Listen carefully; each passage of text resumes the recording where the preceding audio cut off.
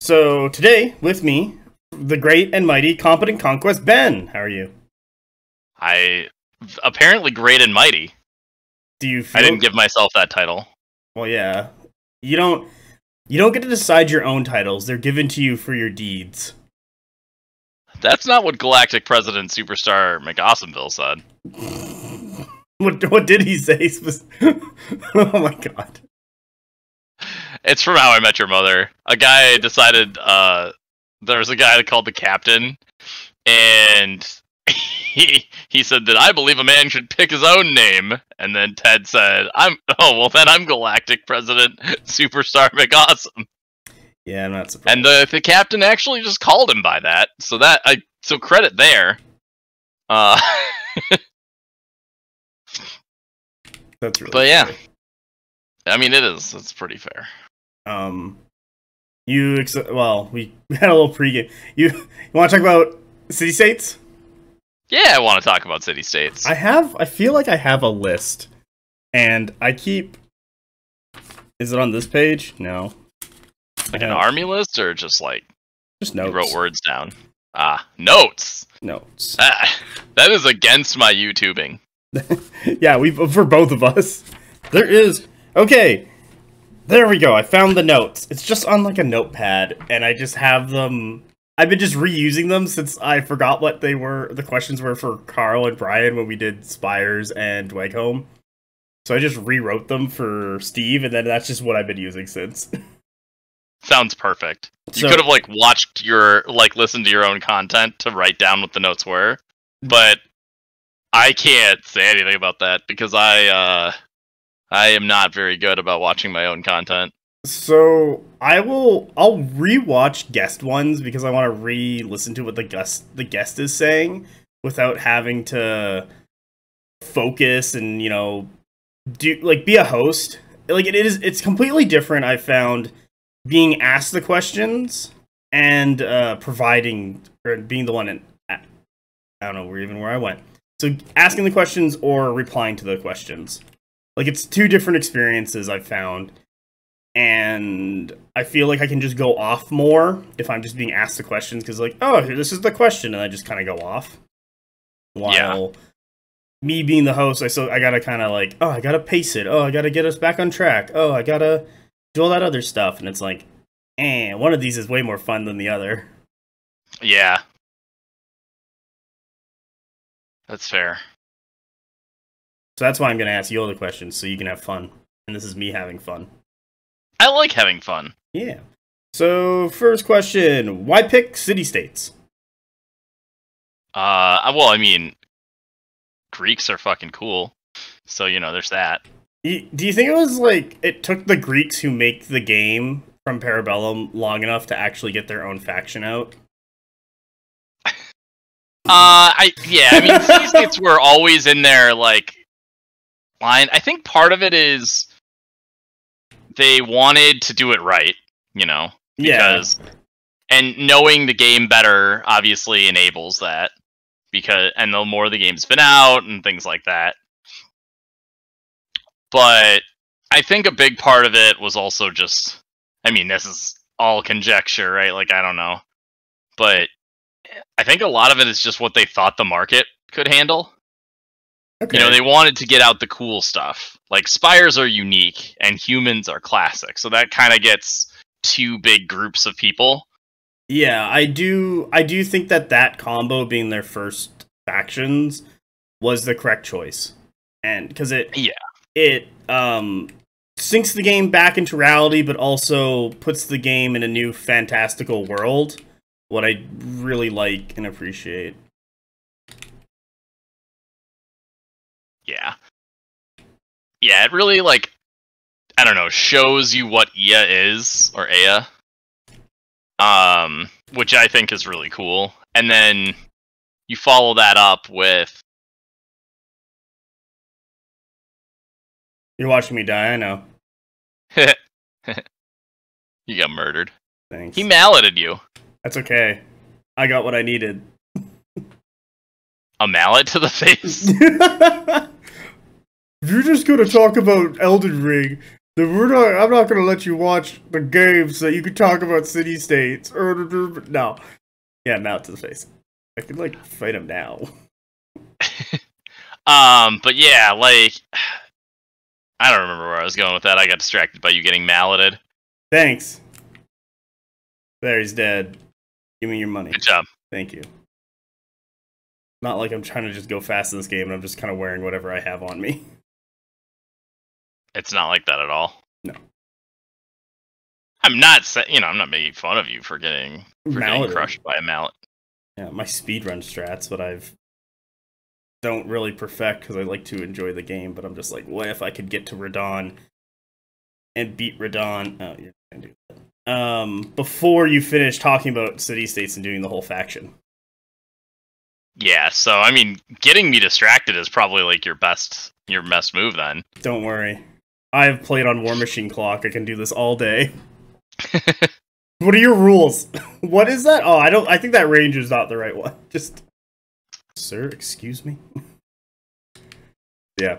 But yeah, I think city-states had to come out later just because, like, they had to pick the things that, like, made Aya unique.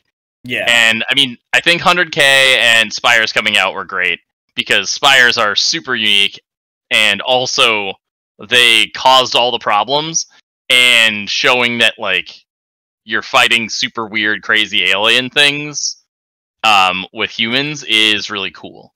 Yeah. So I think that made a lot of sense. And then I think it was just kind of like they wanted to avoid doing another human faction so soon. Well, then they had, what, Dweghome then Nords, or Nords then Dweghome? I forget actually which one did it first. I think it was... They came out within 6 months of each other. That's the kind of thing. Yeah, they kind of blitzed those two out, and I wasn't playing yet, so I don't know. But then they did... then they didn't want to do city-states, because it would be just another human faction, right? And that would be 2/3 of the game. So then they did WoD. Yeah, and then Old Dominion, then finally city-states. So I think the Dweg, WoD, Old Dominion break before another human faction was the correct choice. Yeah, I agree. And I mean, Old Dominion's kind of humans, right? They're just undead humans. Yeah, I put them more in an undead faction. Well, I mean, yeah, they're definitely an undead faction, but at least it, like, is a little bit human-y. Mm-hmm. So, I think that's important, too, to remember. Alright. But yeah, my guess is it was, more than anything else, a marketing decision, to be honest. Like, yeah. It's kind of gotta be, right? I think it was I still think it's a good decision. I think it was a good marketing decision, yeah. And I also think they showed up in the correct, kind of spot kind of thing. Like, this is where they should be kind of showing up, so I think that was good. I'm still, I don't know, Sorcerer Kings, when they got released this year, I'm still kind of like, meh about them as a faction. So... But I mean, I don't know. I was still obviously like I've got a bit of a soft spot for them. Like I won a tournament with them. Granted, keep going.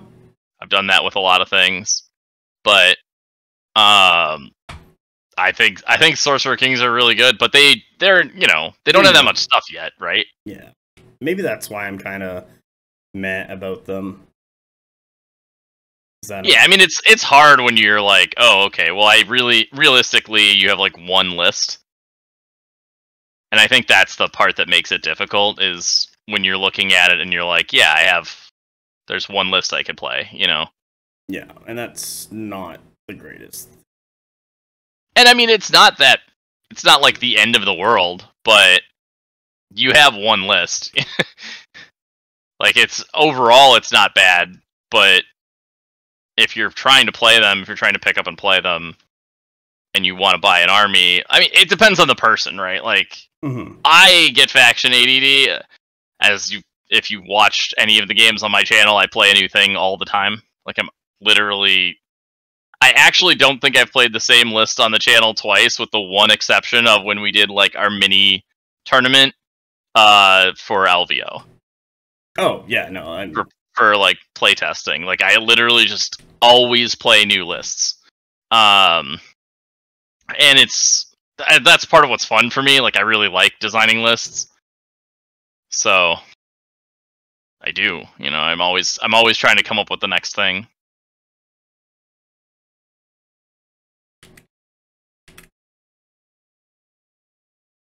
Hope you're excited for what is about to happen.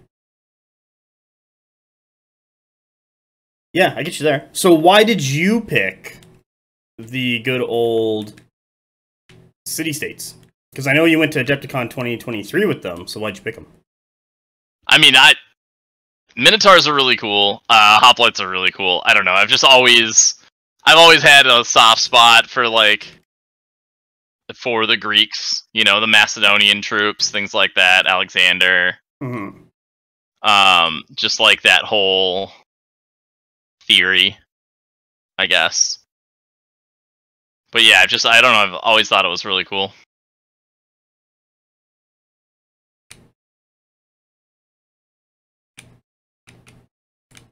So I guess I just really liked the look of the models, I really liked the style and the fluff. Yeah, I get you there. Wow, I'm gonna get my shit kicked in, but that's fine. Okay, so how does the faction play? Like, what's their play style? What are they kind of doing there? They're pretty. So the majority of the faction. There we go. You just saw that. I hope you enjoyed that.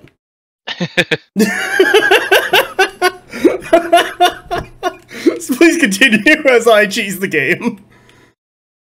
It's good stuff. I mean, why? Like, I lived in Wisconsin for a long time. I'm very pro cheese. Oh, thank goodness. Yeah. So the way they play primarily is they're a positioning-based faction that wants to kind of get to zones and control them. I mean, the game's positioning-based, but city-states units are very efficient from the front, or they're very fast with fluid formation, but fragile. Mm-hmm. So generally speaking, you're going to be set in one of two modes, which are either you're going to try to be fast and charge things, but you don't want to get hit before you do that, or you're going to want to make sure stuff stays in your front, because with rules like shield and phalanx, you get pretty heavily punished for being flanked. So you lose out on what makes them really good, which is being very, very efficient from the front, point-wise. Yeah, I get you there. So, what are the strengths of the faction? I mean, I guess efficiency. Yeah, like efficiency from the front, obviously, like I just touched on that. But then they actually have a fair amount of good tricks up their sleeves, for lack of a better way to put it. Their character abilities are actually kind of great. Like their magic items are actually really good. Yeah. No, they have a limited amount of magic items, I've noticed, compared to a lot of other factions, but But they have more good ones than most other factions. Yeah, like Arista guaranteeing you roll a 5 on a charge, great. Lighter alloys, I mean, it's got a pretty significant drawback, but +3 march on something and removing the phalanx rule is a pretty big deal. Yeah. What's the other one? Standard of the last. Is it orientate? I want to say oration. Yeah. Yeah. It's standard's really good because it has this weird thing where one, it makes a light score because you just toss it in, unit of lights, and then when they kill that light unit, you still score that turn. So it just gives you one whole bonus turn of scoring. So it's not really so people are excited because they gotta go kill it, but they still, you still aren't losing those points, and it can really make a pretty big difference in in like the overall VP swing of the game. So they have a lot of tools for that. Yeah. Even Mechanist, who will definitely benefit when the character movement thing goes away. But yeah, I do agree on that one. I just had a game with him or against him, and it was like he is slowing those Agema down. Yep. Oh man, he shouldn't. He was probably in Eakides, right? Like no, he was in Agema. He was in lights with the standard. Yeah, I mean they're the mediums, and they don't have a standard. No, nothing has a standard in City States. I mean the banner, I guess. The Eakides the lights or the Agema the lights? The Eakides are the lights. Okay, so he was in the Eakides lights with the standard of last orientation, or whatever the stupid thing is called. Tell me. Oration. There we go. So it was kind of it's from like the root word of like oratory, so it's about talkie. The talkie thing. The talkie stick. Yeah, it's the talkie stick for lack of a better way to put that. Cool. I'm gonna just get fucking destroyed by this. What are some of the weaknesses of said faction? Being outmo. Sorry, I asked you what the weaknesses are, and then the game crashed. Yeah, so they're pretty weak to the game crashing. I think that's probably the biggest weakness. But no, their biggest weaknesses overall are they can be outmaneuvered. And even though you have things like Fight in the Shade to help against shooting's kind of rough for you. Like, if you have Chariots and Selinoi to like shoot other people shooting, but if you lose that fight, like Hoplites aren't very fast, and it's a lot easier to get shots at the flank than charges at the flank, and like they're not like crazy killy either. So just really the ability to combine arms into one unit is pretty strong in city states, and shooting just makes that a lot easier. So in general, like really high mobility and good shooting are probably their biggest problems. It kind of like there are times where I play into city states and I'm like, okay, it's just like what is it? Old Dominion, but they take resolve. Like, that's kind of how I think about them when I gotta play into city states. Yeah, I mean, a lot of my strategies are similar to deal with city states as I do with Old Dominion. I mean, that makes sense. Like, both of them are kind of big, blocky armies that have big, tanky units, right? Mm-hmm. But ultimately, there's going to be more stuff in the city-state army, and their monsters are pretty good. Like, Talos especially, like, he's very good at holding zones, and he's pretty tough to deal with from the front. Like, once you get in the flank, you know, then defense 3 it goes down pretty fast. Mm-hmm. But D4 hardened 2 is it takes some heft to get through. The new Talos, I haven't played into it yet, so I'm really... No, I've played as the Talos. He's kind of a tanky boy, but you can kind of get him in the flank. Like, if you do that, he'll go down like everything else, I found. Yeah. Yeah, I mean, ultimately, that's basically always going to be the case. It's just kind of the nature of the game, I'd say. Like, most things, even Old Dominion, like, they have a lot of shields places. They don't really love being flanked. The only things that you can really, if you're an Old Dominion player, not care about getting flanked are, I guess, like, Chariots, because you just withdraw and shoot, and then, I don't know, like, oh, sweet. I guess maybe bone golems. I don't know. It's bone golems. You really don't want to just get flanked, right? Like, you're gonna lose a lot of damage. Like the bone golems will like, they'll reform and clash, but it's still not an ideal situation.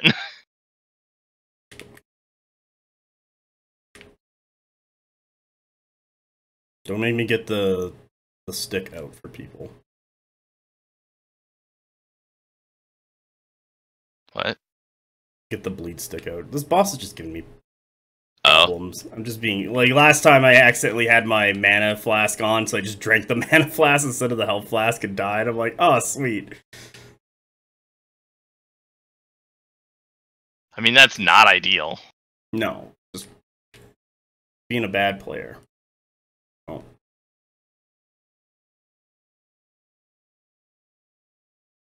Sweet. So, what makes... So this is kind of like a bit of their strengths, but like what makes them good? Like, why are players kind of like all excited about them and all their stuff? I mean, I think the thing that people get most excited about are probably either like Hoplites, because they watched 300, and I mean, that's cool. Yeah. Or the fact that they have Hoplites fighting against like giant Grecian titans, and like that's really cool too. I mean, I don't Jesus. like it's cool. I think the faction's really cool. I think Greek mythos is like underrepresented in the industry too. I just don't think very many people do it. Like Games Workshop doesn't have a Greek faction. No, they don't. They have a bunch of other stuff. They've done Vikings, but then it's like everyone does Vikings. Yeah. You see, the Vikings TV show was very popular, so everybody did it. Yeah. I wish that was a little less true, but no, that's what happened. That's exactly what happened, right? Like that is in fact what happens. Is there anything before we kind of get into warbands you want to talk about? Not really. I don't know. Oh, do you want to? Get my shit kicked in. That's not ideal. You should try to avoid that. Stupid rhino or not? Okay.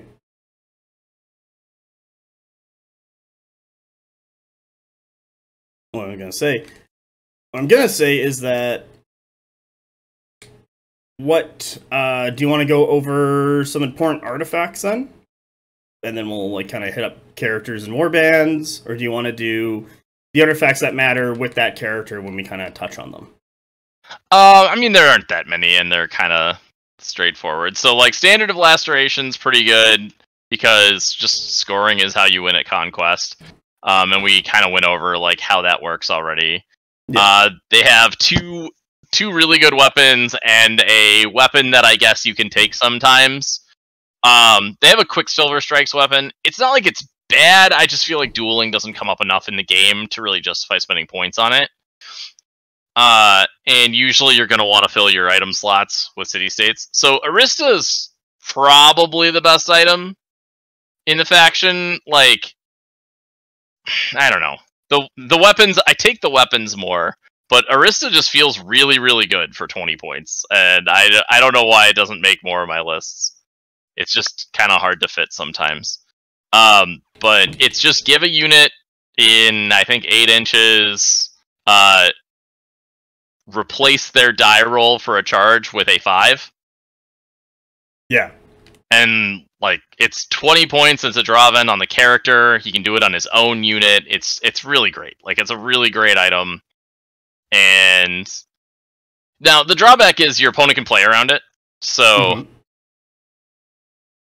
because they can play around it, like, it does lose some value. But it's good. It makes people... I guess probably the biggest thing that it does is it makes people stay far enough away from, like, Hoplites that it's not an easy charge for them either. Because if with no buffs, like if somebody stands 8.1 inches away from Hoplites, they're safe. And very, very many units can make an 8-inch charge or a 9-inch charge. Yeah. So, you know, any 5-inch move unit with a banner makes it 75% of the time. That's kind of a rough place to be. But if all of a sudden they have to be over 10 inches away, then that Hoplite unit's all of a sudden a whole lot safer. And I think that's really the value Arista gives you. Though I don't think that's the way people tend to use it. I love this boss. I can't even see what I'm doing half the time. I'm just like, fuck it. The stream's still down for me, so oh, perfect. It's probably that's okay. It's okay. Yeah, probably because I am. It'll probably crash again because I'm recording, playing, and then sharing, so it's just like too much on my hard drive. Yeah, that's fine. It's fine. Okay. I'm not worried about it. Yeah, I like Arista. It's kind of a tell though if someone's gonna use it, and I just kind of like hang out until they commit, or until it's like I haven't committed because I'm just waiting to bait out Arista. Yeah, I definitely feel like the best use of it is in a list with Aristarch Warlord, so that you can sneak an extra inch in there. And then you can be an 11 and on Hoplites, so you can be an 11-inch threat with your Hoplites off of like flipping the character card to give them like the Arista buff, and then immediately pulling them from the strategic stack, and then charging with 11. Because you can just walk up to something, you can walk up to 10 inches away from things and just be ready to charge them. And if they back up, or if people are trying to like play games with you, they have to stay 11.1 away. And there are not very many things that reliably make an 11-inch charge. Mm-hmm.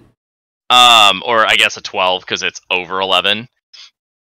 And that starts becoming really important. Like, threat ranges are really important, not just because of what they can do, but because of the space that they create on the board.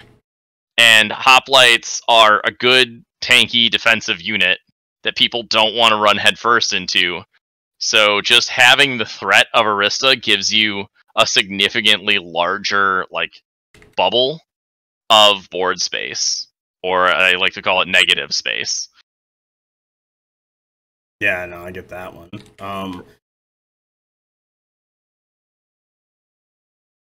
What was I gonna say? I just kind of, I don't know, I just kind of tend to, like, whatever faction I'm playing, I'm kind of just end up shooting at city-states, just to kind of be like, well, you're gonna get shot, and your 4 wounds just doesn't do enough to keep you alive, so you're gonna take the chip damage. Yeah, I mean, shooting's generally pretty good against them, but, you know, they do have tools to mitigate it. They're relatively fast. Chariots fire back pretty well. I basically always will have 2 to 3 chariots and either a 3 stand or a 5 stand of Selinoi. I didn't want to say the wrong one, so I was blanking for a second. It's okay.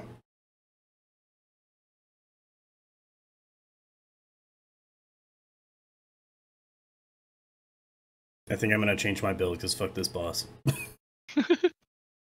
Well, it's just fuck. He's so big. And usually I just kind of bum rush and kill him, but I'm on like new game plus 4 or 5 right now, and I don't remember.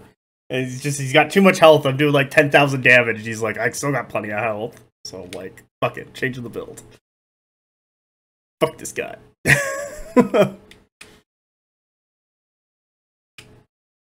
Sweet. Do you want to talk about the lightsaber? Because that's always a fun one that a lot of city-states players love to use. Like, yeah, I mean, so that item's great, right? Like, +1 clash, -1 attack, cleave 4. Mm-hmm.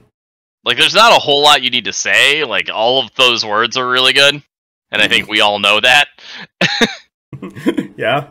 So, it's 40 points. 40 points is a lot, but it does a lot of work.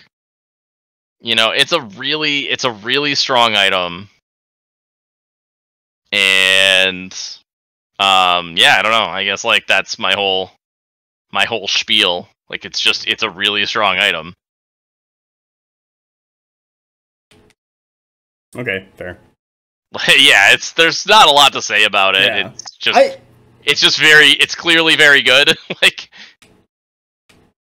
also, like, their artifacts are just kind of better than a lot of other things. They don't have as much duds, and I know we talked about it a little bit, but I'm just kind of like, they still don't have very many duds. Yeah, I mean, I think realistically, I've actually, talked to Leo about this, and Reese a little bit. But one of the things that we actually talked about is it better to just have a smaller list? Because do you really need more than like 5 items in each category? No. Because the list is never going to use it, right? You realistically, 4 armors, 4 banners, and 4 weapons should have you pretty well covered. And 4 arcane items. And so many armies have way more than that. And there's just gonna be a bunch of duds. Unless you start over-specializing them.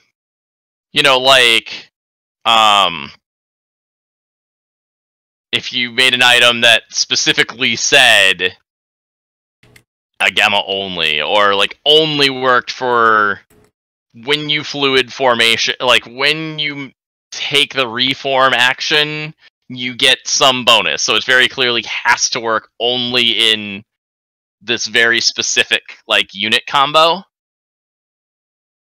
But that's kind of what officers are for. Yeah.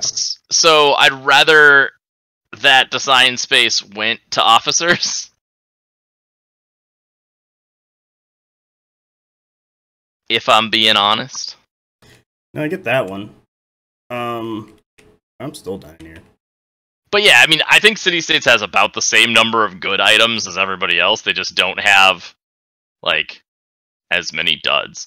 And I think that's one of the things. I don't know if anybody who's listening to this plays D&D, but if any of you do, if you think about the, like, Ranger when it came out in 2014, it was like the most maligned class.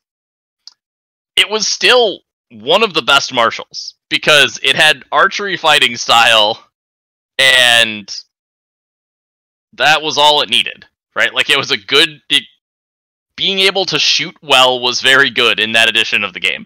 So like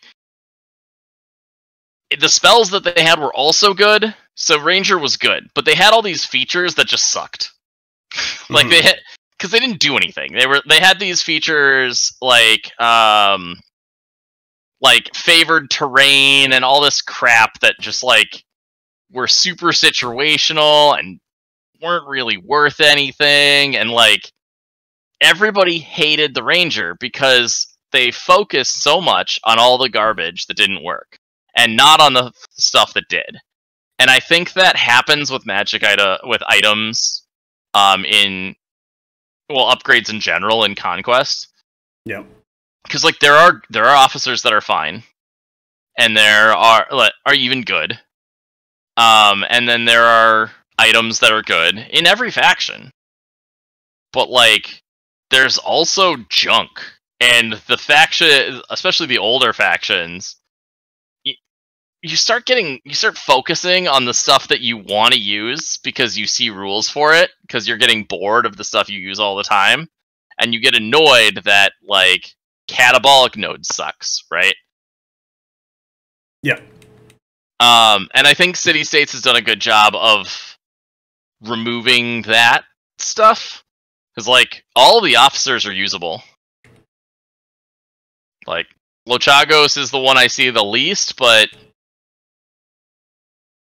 an MSU of Hoplites with Lochagos is good. Like, they're Resolve 4, and they're getting Untouchable, probably, from your Aristarch. Like, that's a pretty tanky little MSU for 145 that sits on its own just fine. Do city-states have a good medium to sit on its own? I think it's the Minotaurs, the Haspist is the guys who kind of wanted to do that anyway. I would say no. Like, Really? Okay. Well, They I mean, Chariots are the answer now, but prior to Chariots, we didn't. Because Haspist needed to be in the game, like they needed to be doing things, and I think really that's true of most, if not all, things in the faction. Is everything because it's a faction that lends itself to above MSUs, right? That means you're going to have fewer cards, which means you're going to have fewer things that are out there doing stuff, which means all of the things need to be doing stuff. For stuff that, if you're going to have a unit that's just going to sit back and sit on a zone, you're going to need to be a 12 or 13 card list. And then you're taking advantage of the fact that you have a unit back there dirtling. But when you have, an 8 or a 9 block, you don't really have that luxury anymore.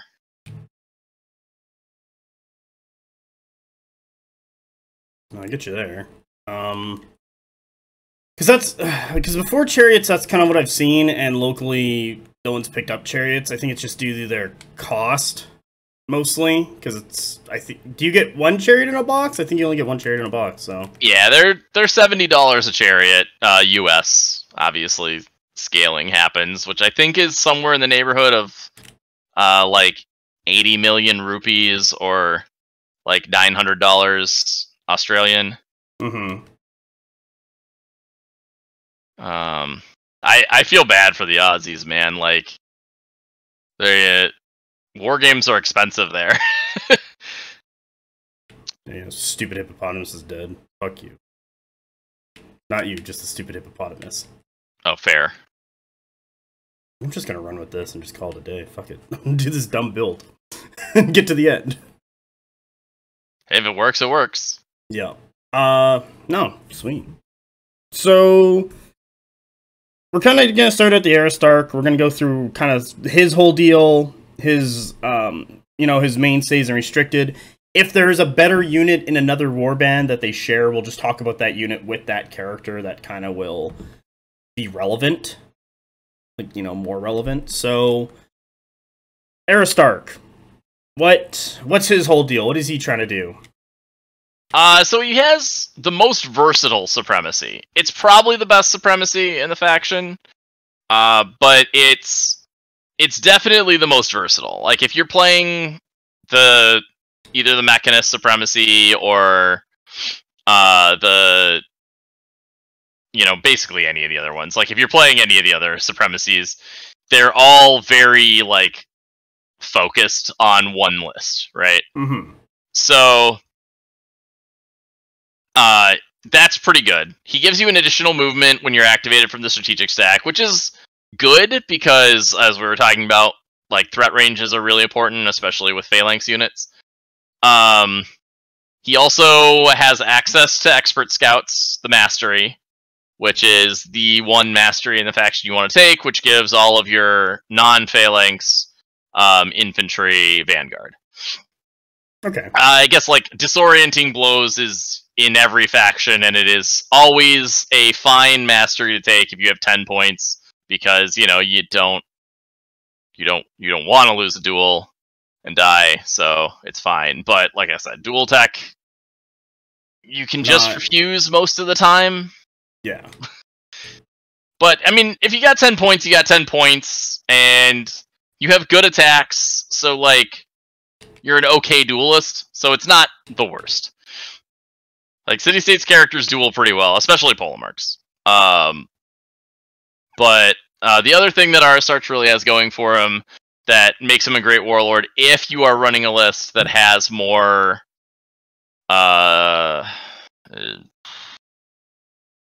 like, if you want to run more units, like if you want to do those Lochagos units, he gives Untouchable, which is really, really great in a Hoplite block.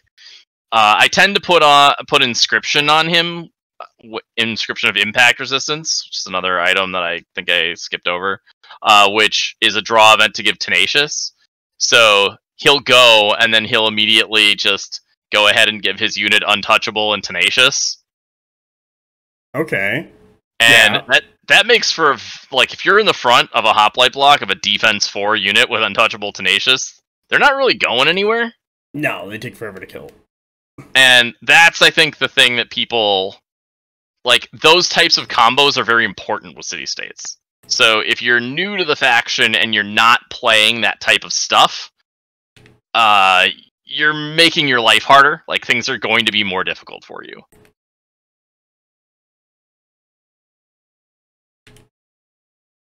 I'm just taking 1 billion damage. That's a lot. You probably don't have 1 billion health. Video games very rarely have that high of numbers. Thank you, Ben.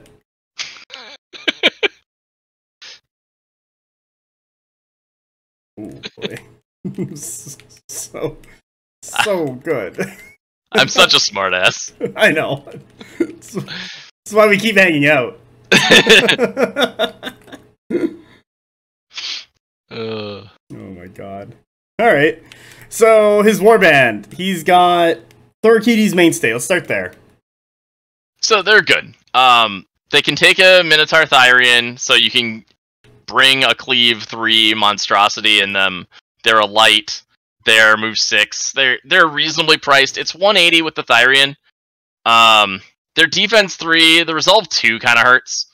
Mm-hmm. But, you know, they can take a Lochagos, or you can put a character in them. I tend to put a character.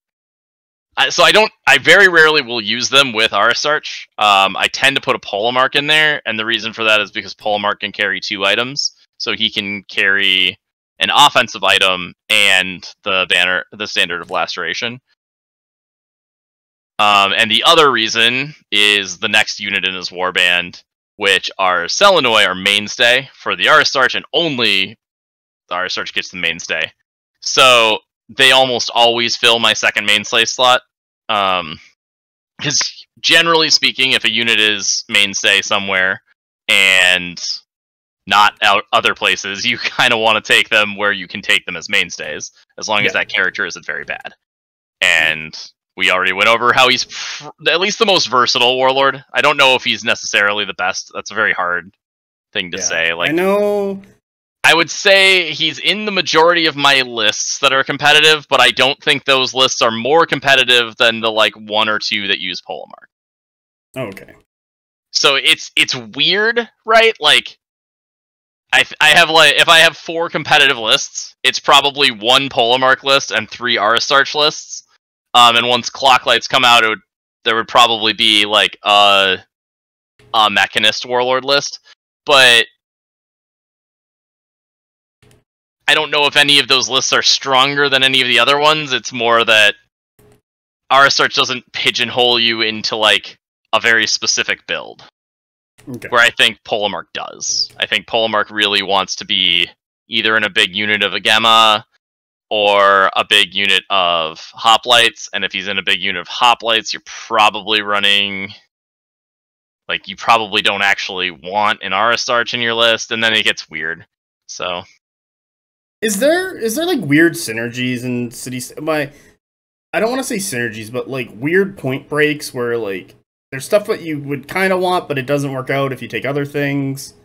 Does it have like a Skornergy problem?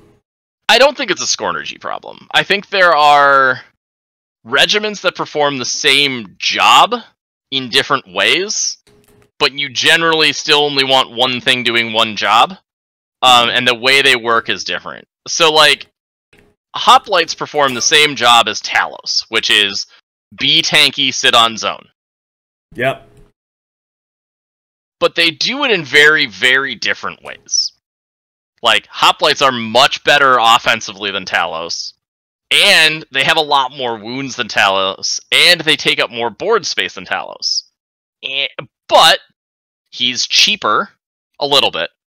They also can house a character, which is very relevant. Mm-hmm.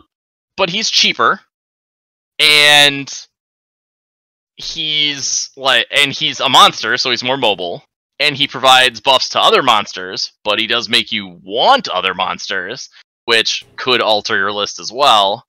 So it's not really Skornergy, it's kind of like, it's more like a decision tree, or it's more like a tech tree. Like, if we're going to use the video game, like, analogy, it's probably closest to a tech tree from a game like Warcraft 3 or StarCraft. Things I've played before. Yeah, I mean, those are... I feel like most people have played those. Not everybody, obviously, but those are probably the easiest reference point. So if you look at it from that perspective, I think it makes more sense. Mm-hmm. So it's not like... You know, there are a lot of ways to buff your ability to chop wood. You can either like haul it faster or chop down more of it or whatever. But for city-states, there are a lot of ways to hold zones, and the way the list works are different. Like, if you have expert scouts, you really want to benefit from that, so you're not probably taking anything with phalanx. And if you're not taking anything with phalanx, then Polemarch's not as exciting. But also, Talos is much better than Hoplites, because you want your characters in those faster units that are getting onto zones. Okay, so you gotta make the choices there. Okay, I get it.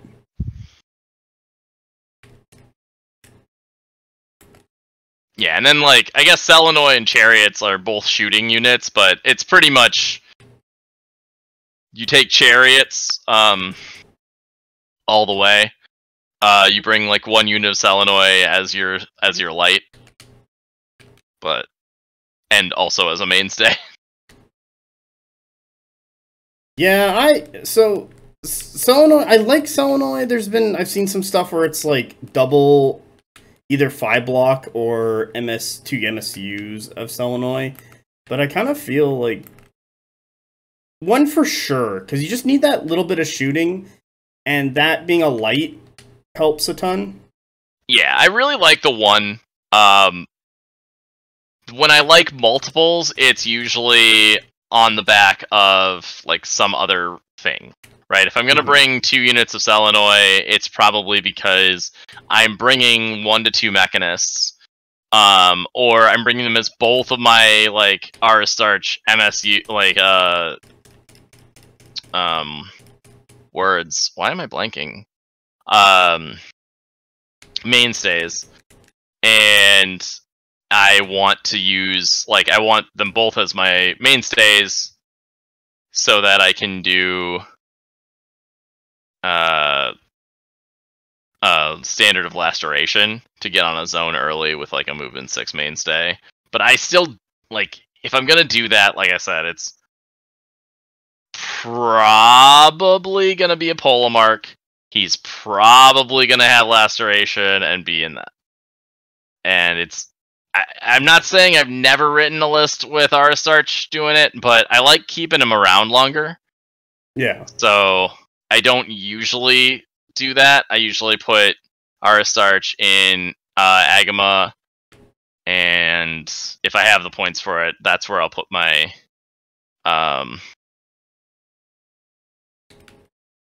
Andromarchos? I don't know how to say it. I don't want to say it wrong.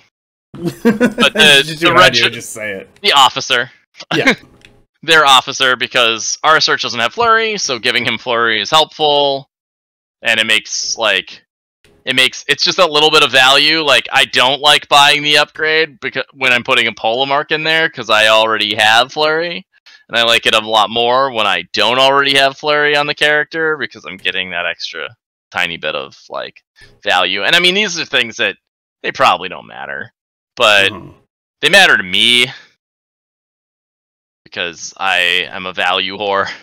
Is that what you call it?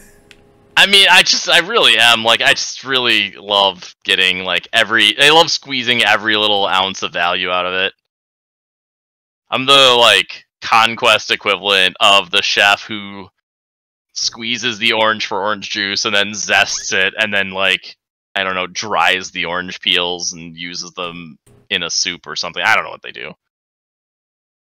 Okay, that's fair. Like, I really want every little ounce of value I can get out of it, so. Yeah, I get you there. I mean, at the end of the day, if my list is streamlined to the point that it plays 50 points better than yours, I'm gonna win more games. No. Not a lot.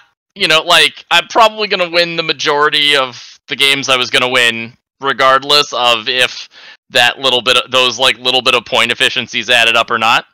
Like, those games are probably going to get decided by bigger things, like a supremacy roll at a bad time, or a failed charge, or, you know, general positioning. But there are games where that stuff's a lot closer. And like if we had two of you, if, like, you and your clone played, and one of your lists was 50% better? Yeah, like, I mean, a good example is Carl and I played a game where he so Chuck had sent him a list that I was like, man, this list feels really rough. And I mean, Chuck's a great player, but he does play what he's got painted. Yeah. And some of what he's got painted is what he could buy cheap off of people who didn't want it from, like, leftover starters or whatever. And it's not that he can't afford it either. He's just, like, he likes a good deal, and he really enjoys. Well, he's an old man. Like, this is his whole stick. Is his old man energy coming out? My father does it all the time. He's like, I wouldn't buy that. That's not a deal. And I'm like, yeah, but I didn't spend 3 hours in thrift stores trying to find this thing that you're looking for, Dad. I just went and bought it for an extra $25. Yep.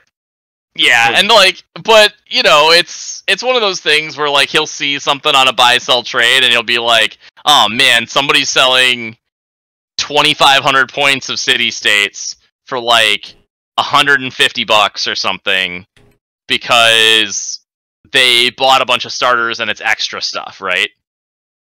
Like, I have 9 extra stands of Hoplites, and I've got some extra Agema, and like, I went to a tournament and I got store credit, and I couldn't remember what officers I had, so I have 3 Lochagos and 3 Dorilates, and let me tell you how I'm never going to use 3 of both of those.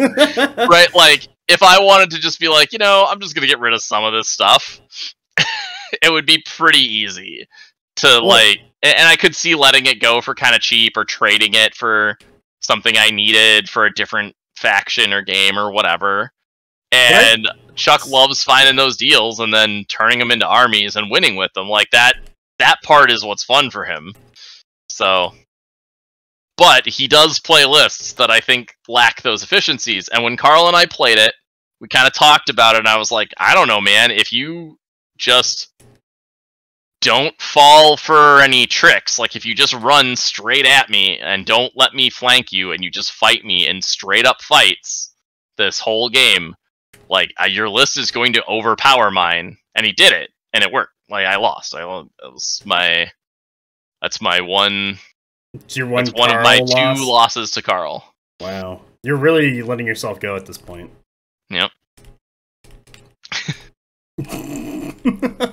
But so, like, it's weird, right? Like, I'm I get you. Kind of firm believer that, you know, the list is not gonna decide the game very often, but when the closer the players are, the more likely it is to decide the game. Mm-hmm. No, I get that. And there's, for, like, newer players, or players who aren't at that same level of skill or high level of play, lists also do matter, because, like, that weaker player can kind of get that extra little bit of edge maybe they need to, like, bump themselves up to that point to be on the same level as the more experienced player in that duo. Right. Yeah, like, matchup, if you have... I mean, I think probably an easy way to put it is, a lot of the time, if you take somebody who goes 2-2 in your average tournament, and you tune their list significantly, they're way more likely to go 3-1. But if you take somebody who goes 0-4 in your average tournament, and you tune their list significantly, they will almost guaranteed get a win. They go 1-3. For them, phenomenal. I mean, it's an improvement. Like, obviously, like, people aren't just gonna go immediately start just winning, like, tournaments because their list got better very often. Nothing's impossible, but that's pretty close. Like, there's certainly a universe in which it happens, but that universe probably, you know, involves, like, the people who normally win the tournament all riding on the same bus that gets stuck behind a gas tanker that exploded on a highway or something. No, there have been a couple times where sport team buses have not made it to the location. Yeah, what is kind of sad. Yes, but yes, I get that. I was trying to say it in a way that wasn't like they got hurt, but like there was some sort of like unpassable, you know. There was a rock slide in the way, or there's a sleeping Snorlax. Yeah, there was a sleeping Snorlax on the way, and they just didn't get to play in the tournament. Not that they like perished horribly. Like let's not wish that. Let's not even like bring that into the universe, right? Like that doesn't need to be in there. But you know, there are definitely somebody gets the people who normally win don't show up, and you're playing a better list, and you're gonna win more. Yeah, like I don't know, there's been times at work where I've just like been unable to participate at local stuff, so it's like, well, I'm like, I wonder who's gonna win this time. Yep. Like, because it's I don't know, I don't want to say like you get to see who's kind of progressing more because they're gonna take the win, but it is also a little bit of that where it's like, okay, who's doing well? What are they doing? How are they doing it? So yeah, I mean, I know in Carl's local area, right? Like Chuck and Carl are gonna play. Like the winner of the Chuck and Carl game that inevitably happens in the tournament is very likely to decide the winner of the tournament. Yeah. I've had that locally with War Machine when I used to play. So much so that my opponent who kept playing, him and I played on turn 2 or round 3 and for first and second place, he would be messaging various Facebook groups for War Machine to try and figure out how to beat me with his faction. Yeah. It's like, they're like, dodge him! It's like, I can't, he's at the end. This is the final boss. Yeah, it's like, you don't get to dodge. Like, that's one of the things for me is people always talk about, like, dodging players in tournaments, and I'm like... You don't dodge the final battle. I have no intention of dodging anyone, because if there's somebody there that's going to beat me, I want to play them. Oh, yeah. Like, I really like good games. I would much rather lose a good game. I mean, don't get me wrong, there are times where like I would rather win an easy game than lose a close game, right? Like at the finals of Adepticon or whatever. Mm-hmm. Like, I would much rather win a close game always. But if I had to lose, you know, if I've played 6 rounds of a tournament and we're getting to the end and I've pushed that far, like, yeah, I'm starting to feel I really want to win this.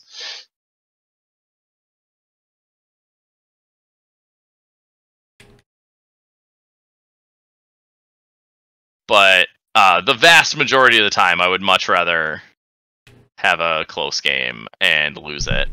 Like, if I'm playing any local event, I'd much rather lose a close game in a local event than... Yeah. Well, I don't know. The tournament, so...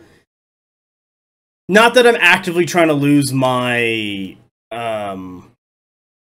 local games or like my practice games, because that's what I consider all the games leading up to a tournament, or they're all just practice games. Yeah. But not that I'm trying to lose those, but I don't mind losing those because the 6 games I'm going to play in a big event, or even the 3 games in a local thing, those are the games that matter. Yep. Yeah, I mean, those are the games that, like, that's where the victory points are, right? Like that's what you're playing for. Like the local fun games are local fun games. Mm-hmm. They're practice, they're testing, they're whatever. They're not competitive. No, just try stuff, or like, because like there's times where I'm playing lists and it's like, okay, I'm only getting X amount of games in a month. I'm gonna play my, I don't know, list that whatever I'm practicing, whatever I think is good. Yep. Even if like my opponent's just playing whatever, because it's like, man, I'm only gonna get like 4 games in, so I kind of have to just play these. I don't know. I would say I don't want to call them meaner lists, but like these good lists.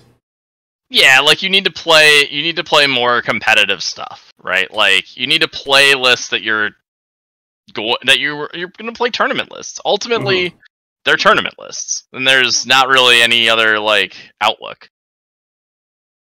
A tournament list is a tournament list. It's designed to be used in a tournament with an intent, like fully hoping to win. So it is hard, though. I totally get that, because sometimes people, especially like, I would much rather everybody was playing better lists, so I'm happy to help people with them. Yeah.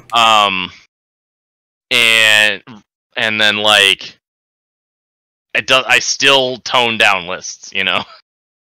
When I played locals, I would generally, the first thing I played was kind of a like models I think were the coolest list, and then like how to use them as efficiently as possible, and then I progressively made the lists like weaker and weaker and weaker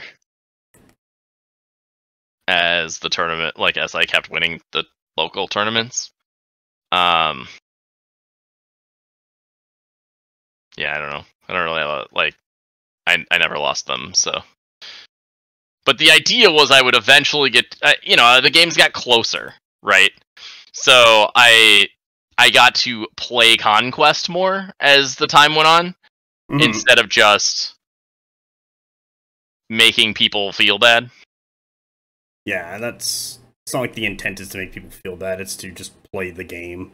Right. And so there's times where it's more fun for me too. Like I still get to. I'm solving the puzzle, right? Like I'm still trying to figure out how to win, and if my opponents are playing the stuff that they wanted to paint, I should be playing lists that are of a similar or even lesser power to make those games more fun for everyone.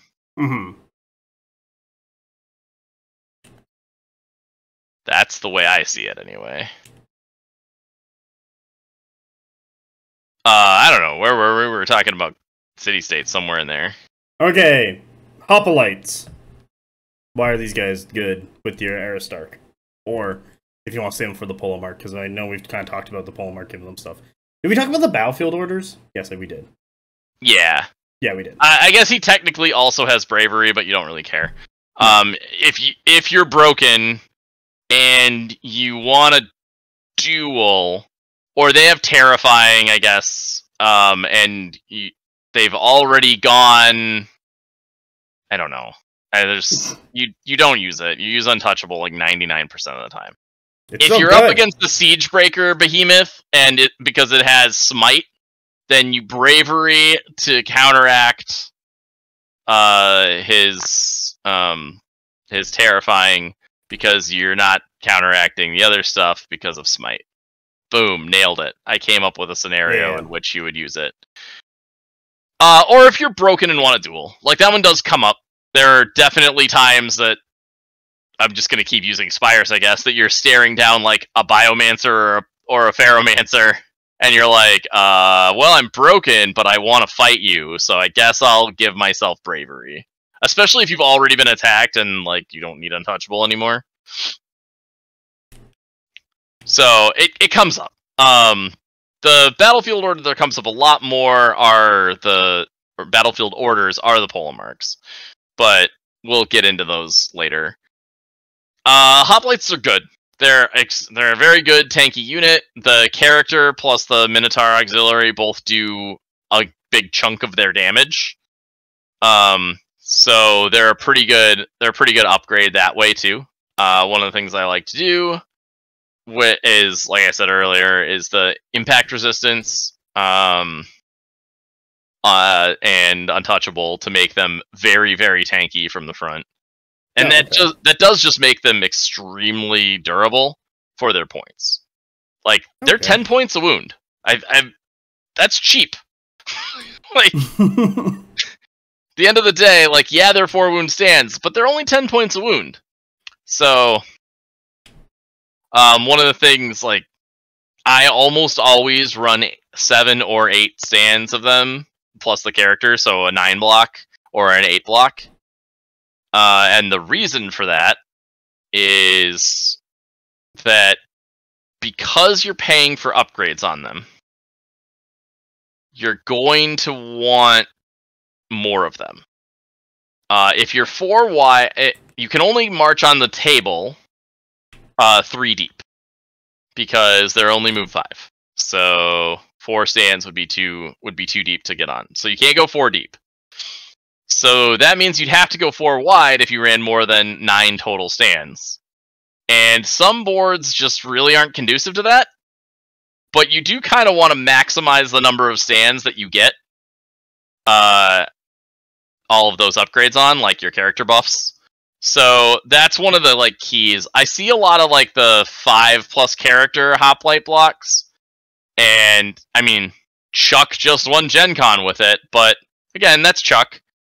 I really feel, yeah, I really feel like he was leaving some value on the table by doing that. However, like, he did run the unit differently than I do, so there is something to be said for that. He, like, the way he runs it,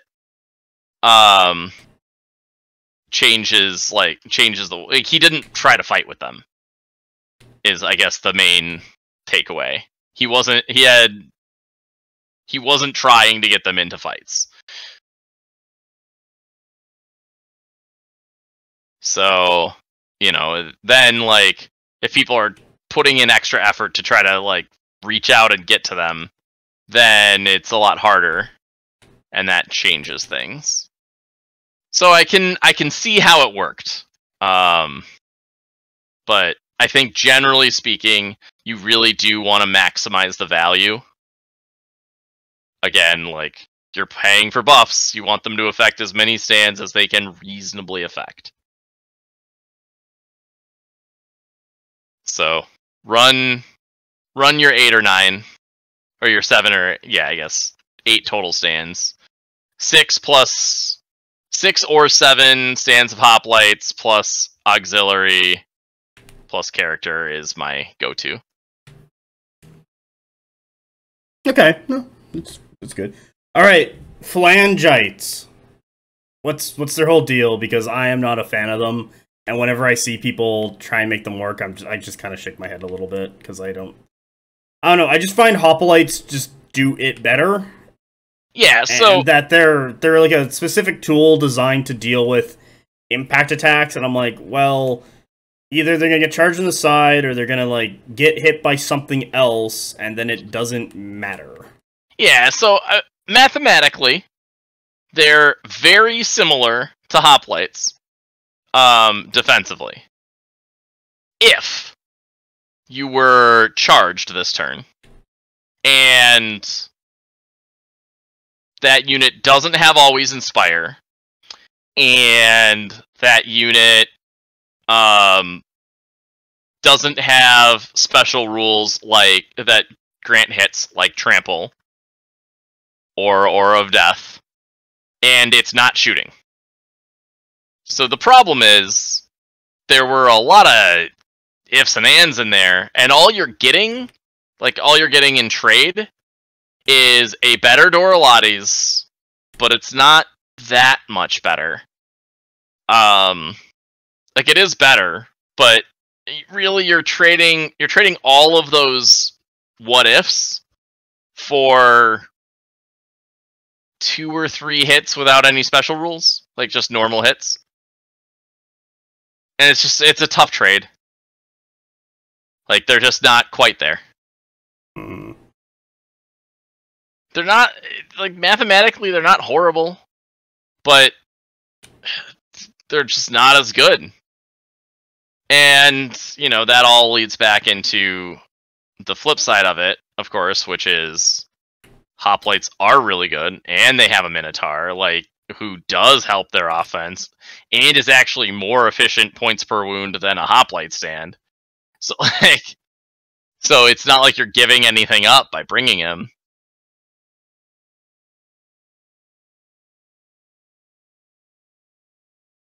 So yeah, it's they're tough to bring. Okay. Like, what do they do, really? No, that is my similar issue with them. Yep. I mean, we're working on him, but it's known. So. It's a known issue. But the fix is hard, so. What the fuck just... I don't even know what I died to there. Damage, probably. Actually, it's Elden Ring, so it's probably falling. Well, I actually did a falling death at about 43 minutes. It was like the dumbest falling death I've had in a while. But he like did 2 moves at once that shouldn't be playing and got me, and I was like, what the fuck? Selinoi or Selinoi? I think these are the shooty guys. Yeah. I mean, they're really good. They're a great light. They're mainstay for Aristarch. You just always bring them with him if you're bringing, like, you know, if you're bringing Aristarch and you want a second mainstay. Like, sometimes you don't. Sometimes you're playing a different character or a different list, but a lot of the time you're going to bring Aristarch. You're going to want a main. You're either going to not want a Hoplite block or a Thorakite block and only one mainstay. And they're very good. Like, they're a great early game pressure unit. 16 inches is pretty good. They have loose formation, that's pretty good. They're actually okay in melee. You know, they're 4 attacks, clash 2. Like, they're not anything special, but they're 130 points for a reasonable shooting light. You're not asking for a lot. Mm-hmm. They're just a good solid unit. I don't think there's really a lot to say about them. I like to bring 5 of them, but that's kind of been like a 5 stand, but that's kind of been my like thing with shooting recently. I've noticed. Like I like doing it with lights. It gives you a lot of pressure in the early game, and it makes chip damage not make the regiment ineffective. Because a lot of times you'll still have 3 or 4 stands, so people are more wary about like march shooting you. Because a lot of times somebody will march into range and shoot you, and then you will shoot them back, and they will take enough damage that you will then shoot them again the next turn, and you will like win the trade-off if they're an MSU. And I think there's a lot of value to that. Yeah, I do agree. Also, aren't they... Why do I feel like they're loose for some reason? They're loose, yeah. I said that. Yeah. Sorry, I'm trying to fight a boss here. It's been kicking my ass, so... I get it. No, they're good. That's the whole point of the Elden Ring in play, is that I get to listen to this after. But yeah, they're just a good solid unit.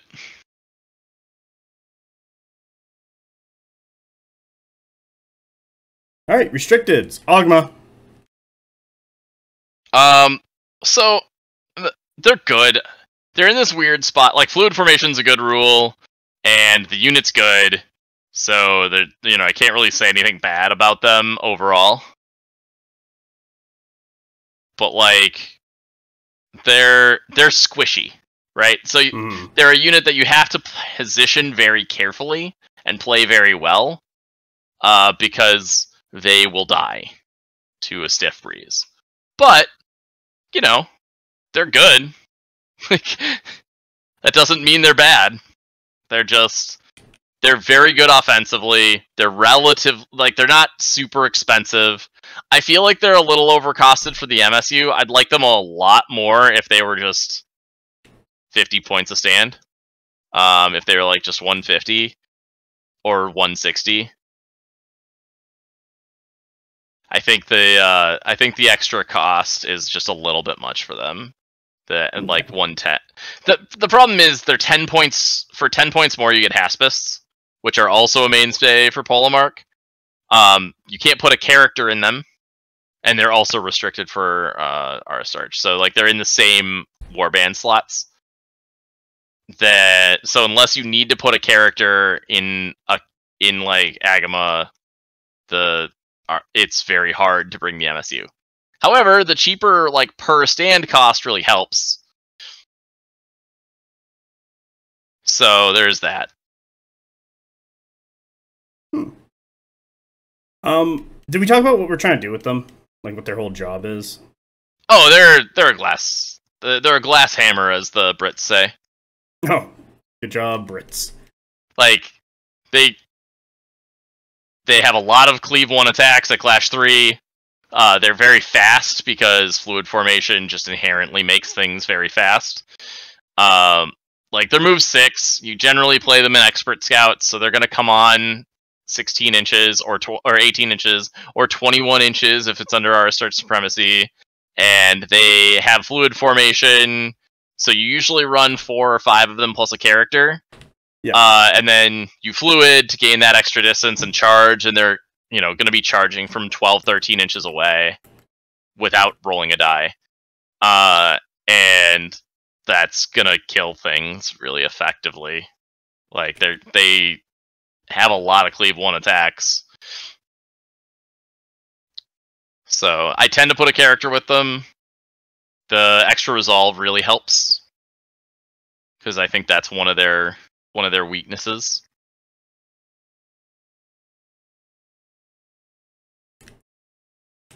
Is the resolve 3. Yeah, no, like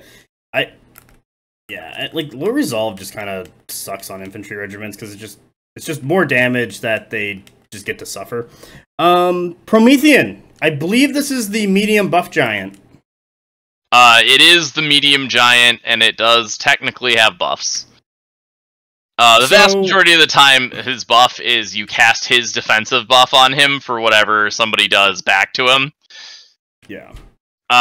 It has, like, his offensive buff is good. It has some plays. It's just a lot harder to use that to set that stuff up.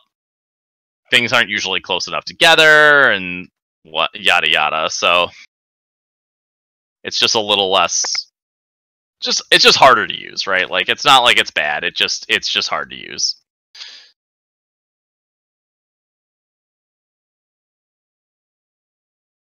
But so, like, he's medium. He's got cleave 2. He's a monster. Like, being a medium monster with cleave 2 is already pretty solid. His spells are a bonus, and they're a pretty good bonus. I do think I think he could really benefit from an extra attack or 2. But, okay. I think that's... I think he overall, like, does his job really well. Like, he's pretty solid offensively. He's just a little, like, with 10 attacks, it's a little too easy to roll, like, 3 or 4 hits. And just not get anything done. Yeah, and then he's pretty expensive, and he's not that good defensively. You know, he's 16 wounds with defense 3, harden 1, and resolve 4. Mm-hmm. Like, it's fine, but it dies pretty fast. Like...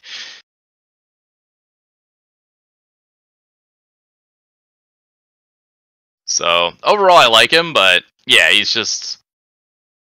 He and Hephaestian can both be a little pillow-fisted by just the fact that they don't roll a lot of dice, and it's really easy to just, roll too many 5s and 6s. It's a little bit more normalization, I think.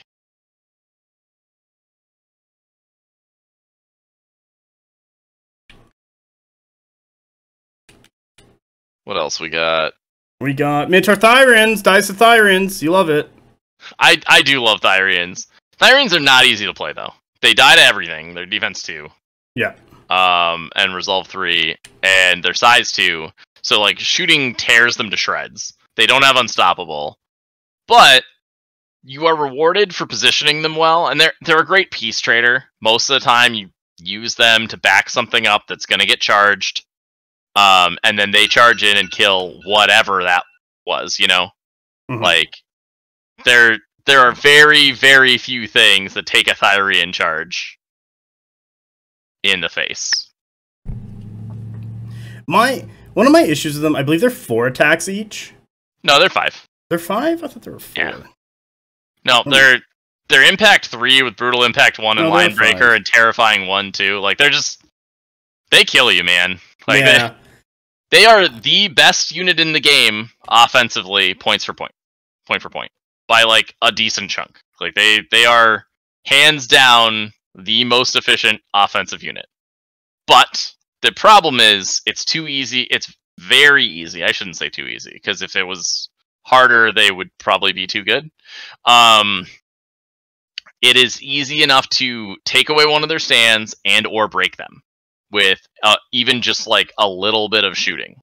Yeah. They're super susceptible to chip damage, especially like any AP. Yep. And that's yeah, like literally, like, I mean, AP 1, you know? Like mercenary crossbows take out almost a stand with a take aim volley. Yeah, and they love that. They're like, good. Yep. Now it's only 11 attacks coming. Yep. Chariots do help, because chariots are size 2, so you can body block, line of sight to them with a couple of chariots, and chariots can shoot out of their side arc, so you just like Tokyo drift them in front and get them in the way. But Therians are a Doomblade. They will in fact kill whatever they hit. But you do have to get them there, and most of the time that means something else of yours died. When I used the Metadepticon, it was almost always a unit of Haspists got charged and killed, and then Therians were like, I'm gonna get you, and then they did. See, yeah, and that, like, was that a good piece? Well, you want a Depticon, but, like, was it a good peace trade if, like, you're sacrificing Hephaestians to kind of get her done?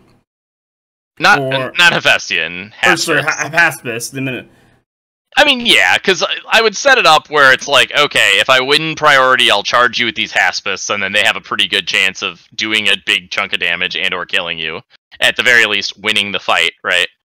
And then, if I lose priority, you kill the Haspists, but you still die to the Therians. And because I was running only 7 regiments, I usually had advantage on supremacies. So the list was pretty much built around, well, I'll go first 2/3 of the time, and the times I don't, I'll lose a unit and then trade it. And like, I won't lose a unit on the times I win priority, and then I won. Like, I won all my games because of that. I guess I was gonna say, and usually that results in winning, but in this case, it just always resulted in winning.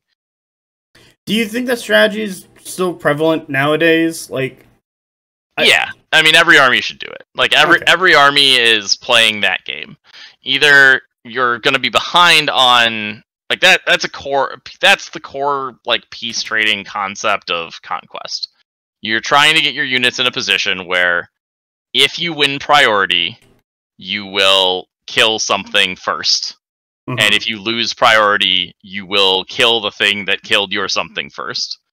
And then where stacking and those decisions comes into play, you can sometimes be like, well, if like I would rather win on, say, my left flank, but my opponent knows that. So if I put this unit that's on my right flank first, even if I lose priority, I get to win. I get to like start winning that other flank, and then I still get to kill the thing that killed my unit on the left side, and then I don't care about the priority roll.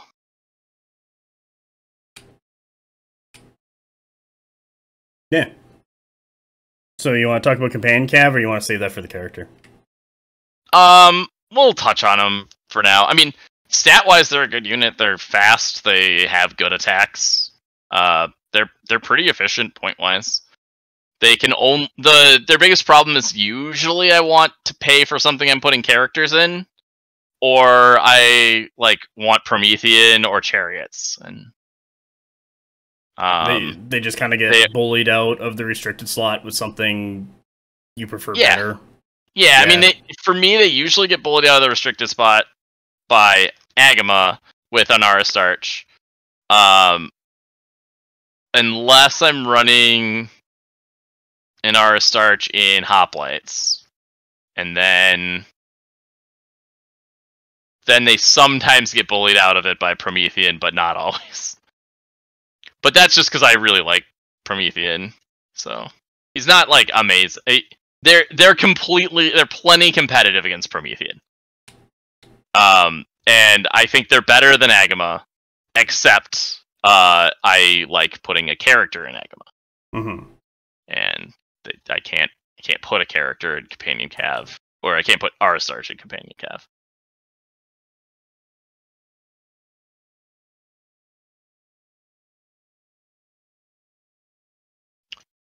I guess Chariots, right? Like, yeah, let's go talk to them. So there's two forms. Yeah, so Skorpios is just strictly better. It's just better. There you get one more hit if you are exactly 9 or 10 inches away. But then you don't potentially benefit from the reroll like one's unsaved. So if you are in the front of things from 8.1 to 10 inches away, Flog is the better guy. Yeah, but the thing is, like, with that shooting regimen, I don't really want to get close. Yeah, no, you should never, like, there's no reason right now to take Flog. Yeah. Because you literally have to be in the front for a 2-inch margin, a 1.9-inch, like, range band. And that is the only time you're better, and you're not that much better. No, it's not worth it. You're like half a hit better. So, let's talk about Skorpios. It does everything City States needed. It gives you flank medium that gets onto the board, so that if you're running a lower unit count, you're not just completely overwhelmed on the board early. It gives you shooting on a medium that can sit back on a zone. It gives you more cards in the list without having to bring more characters, because City States characters are expensive and their units are expensive, and it historically was nearly impossible to get over 10 cards in a list, and Chariots have solved that problem as well. They are probably a little too good, but it's not like you actually want to run 9 of them. The memes! Do it for the memes! Yeah, there are some memes, but you're going to run into a lot of problems in games if you do that. Because part of that comes down to, if you do that, it doesn't matter if you win Supremacy. Because if you win Supremacy, you're going to shoot with a Chariot, Yeah. And then you're going to get a different Chariot charged. So, yep. As long as I shot, I'm happy. Right, but like you're still gonna lose one or the other most of the time. So it's one of those things where it is good, like they're very good. I don't think the Chariot spam list is good enough, but I do think 2 to 3 Chariots in every list just gives some really great tools to the faction. And it's really, really hard to overlook them. Like, I try to put 3 Chariots in every list. Sometimes I only fit 2, but they do many wonderful things for the faction.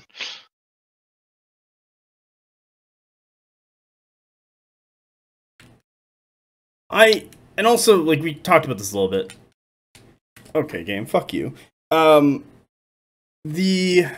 They now act as the objective judge for City States, while before you didn't have access to that, or it was difficult.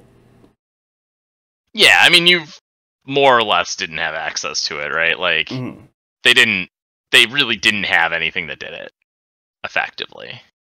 Like, you could do it, but it was bad to like just hit Hoplites on his own or whatever.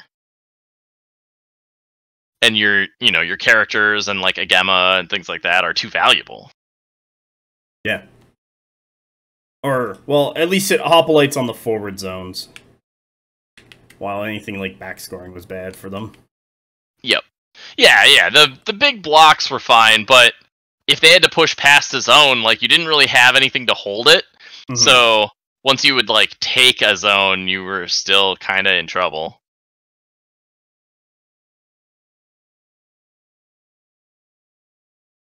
You want to talk about the Talos, the new toy giant? Yeah, so I like Talos. When I was playtesting him, the thing I found was the more Talos I added to a list, the worse they all felt. Okay. I loved 1. I liked 2. I didn't like 3. I hated 4. I did try the 4 Talos list. How did that turn out? Obviously not well. Okay. So the problem is, like, every time you add a Talos to the list, you are losing, like, it's a big chunk of points for the damage it does. And it's really great as a scorer because it counts as 6, it's tanky, you can run it at something, but you're just so much better off replacing the second Talos with a Hephaestian or Thyrians.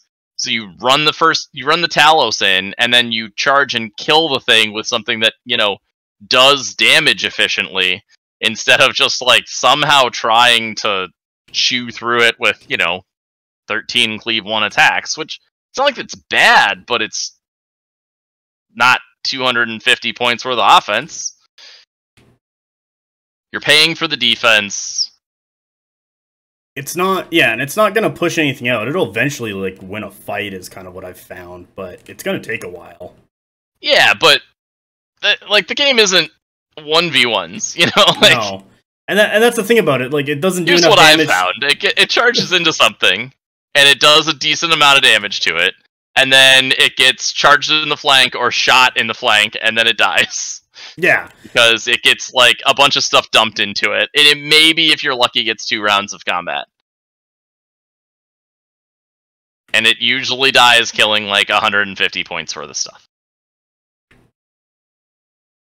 What's not a good trade.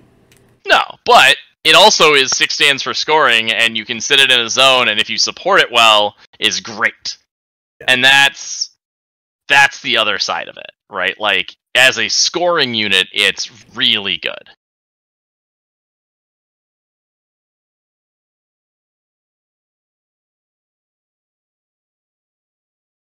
No, I do like 1, and I think everyone should get a Pump Daddy, but not more. There's only 1 Pump Daddy in the world. Yeah, I mean, that's been my experience. And it is interesting to me because everybody was talking about how, like, it was going to be a problem or whatever when it got announced.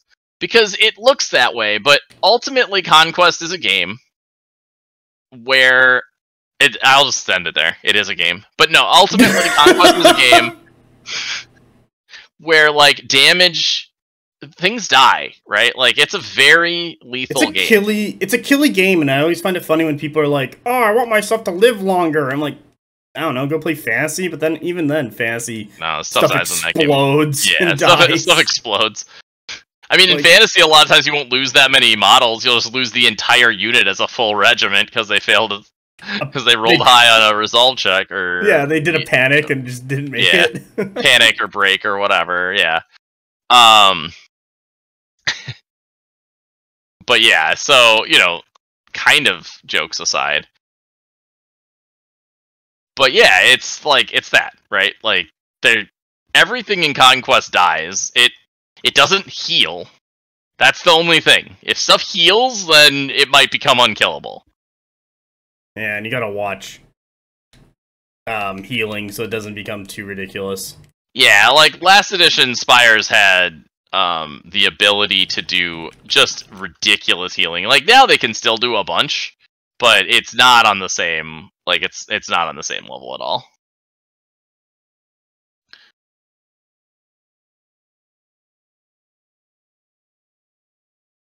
Yeah. You want to talk about the Eidolon? Like, what's this guy's whole stick? Well, he's got a lot of arms, and he attacks a lot. Yeah, sure. So, I don't know. He's in a weird spot where like he can bring the 2 giants, which is cool, and he can bring Inquisitors as mainstays, but they're a little bit expensive for what they do, so you don't do that very often. And then so a lot of times if I'm running him, I'll run like one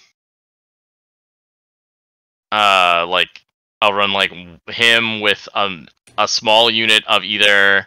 So the cool thing he does have is he does have alternate Soma, which does make him scoring. So you can put him in a unit of Agema, or not Agema, of Thorakites, Kites, and then have him scoring and a Laceration guy scoring. So you could have 2 scoring lights zooming around. Like that's pretty good. That's pretty cool. So you know he's got a use. He can bring the giants, mainstay Inquisitors, but Inquisitors are a little bit expensive right now for what they do. So he's a little. They're very killy, but they're very weak defensively, and they're 200 is a lot of points. So yeah, I do want to talk about them because I don't find Inquisitors very good. I feel like there's other brutes and other factions that do the same thing but better, and I'm like, why are these more expensive and weaker? I mean, I don't know if I wholly agree with that statement. That's fine. Yeah. Except like sentiment. It's just one of those things like their defense 2, right? Like their evasion 2 and the resolve 5. Yeah. So they're actually pretty fine if they're in combat. Yeah, they're just a little too squishy to shooting because that defense 2 really. Like, you really feel it when people are pointing guns at you. And City States already kind of has that problem, so, like, they don't really solve any problems that City States need solved. Like, I don't think they outperform Haspists significantly, and the fact that they have 1 less defense and 1 less wound against the shooting, and they don't have like they do kind of the same thing Haspists do, but they do more offense, they do more damage, but they have less wounds and less defense. But they have better resolve. So in combat they kind of even out as far as damage taken, but the Haspists still have more wounds. And then against shooting, the Haspists are just significantly tankier because they have an extra save and they have an extra wound. And a lot of the time, your medium brutes, you're trying to get them there so that they tie things up or actually get those clashes off. And I get more value out of my Haspists, and they're 20 points cheaper, and that 20 points matters too. At the same cost, I think I would probably always bring Inquisitors, but 20 points makes or breaks a unit in Conquest. It's very easy. If you take any unit that you think is kind of bad right now and you chop 20 points off of it, it's probably good. It might be it's probably too good. What are we looking at? The Mountain Jotnar? Yeah, like he was too good at 170. He's probably fine at 180. Yeah, he's probably fine at 180. I hope they do something different with him.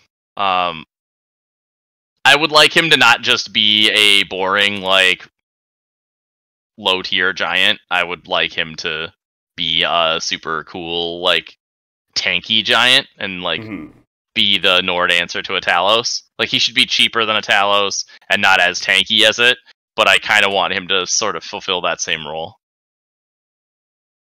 Yeah, I get you there.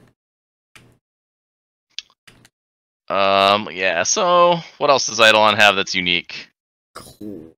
His like changing or his different modes or whatever he has, like his different loadouts. What are your thoughts on that? Well, I mean, are you fighting something? You just do the math, right? Like it's either cleave 3 or +5 attacks, and you can just do math. I don't really have a big thing on that. Like you just it's start of the turn and you're like, okay, which one is going to do more damage? And you just do that to this unit, and then you do the one that does more damage. Yeah.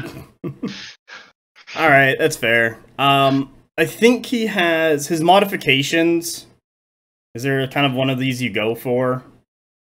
Or Alternate Soma is basically the only one I've ever taken on him. Like, I guess you can take Resonance Receptors if you're bringing a Promethean, and like, it's kind of cute, but that's I have 10 points, and maybe I'll remember this thing exists during a game kind of upgrade. Mm-hmm.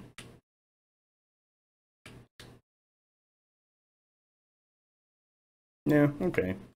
Do you take them often? Because like, there's times where I see people take them, and then I'm like, okay, and then other times I don't see anyone really grabbing him. I don't take him that often right now. It's hard to fit him. Like, right now I really want to bring Chariots, and I'm usually like wanting to bring Polemarch for the things he offers. And I'd rather have Haspist than Inquisitors, which is kind of what it boils down to. So I tend to reach for Polemarch first.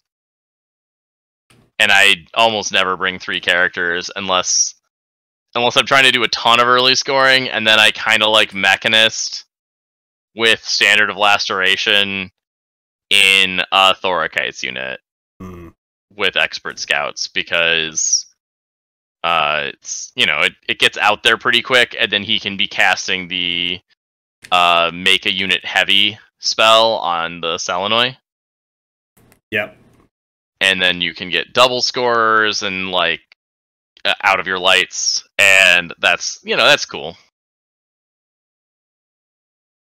I did run a list where I did that character and Inquisitor and a alternate Soma Eidolon, and had like triple light scorers on turn 1. Like, that was pretty cool, but I don't think it wasn't really that good. It was okay, and it relied on the Mechanist spell going off to really like do the whole shebang. Yeah. Okay. We talked about Eakides and Hoplites. Clockwork Hoplites? So they're not out yet. Do you want to skip them, or do you want to talk about kind of like what that's going to unlock for City States players when they do finally come out? Yeah, well, so they got revealed, so I'll go into them a little bit. The thing that's hard about them is they're not good enough for a heavy, but they're too good for a medium. Ooh. But doesn't one of the characters, I think it might be the Mechanist who fixes that? Yeah, he makes them a medium. Okay. But it's your supremacy. So now it's a question of, like, are they good enough with your supremacy, like giving up your supremacy to make them a medium? Like, does that cost you too much? And I don't think it does. Like, I think that list is good, because if you bring like 3 or 4 units of them, so that you're really getting value out of that, they're good.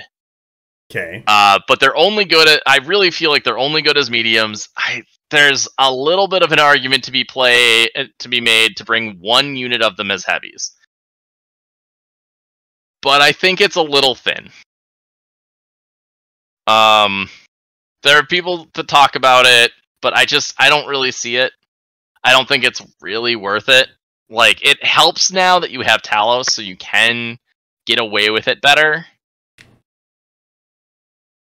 Where, like, you just, those are your 2 heavies, is just the 1 unit of Clockwork Hoplites and the Talos. And you can just bring that as your Mechanist Warband, and it's not bad. And you can, like, take alloy gears and stuff, and it's okay. It's okay. If you want to run Clockwork Hoplites, but you don't want to buy, like, 4 boxes of them, that's probably the direction I would go. I think it's a solid unit, but other than the one that you're guaranteeing in on 3, it's not enough. Okay. Like, they're too slow. So if you're paying for them as heavies, they're not going to get into the game fast enough. But they're hardened 1, defense 4 from the front with, like, flurry, cleave 1 attacks. They're very good.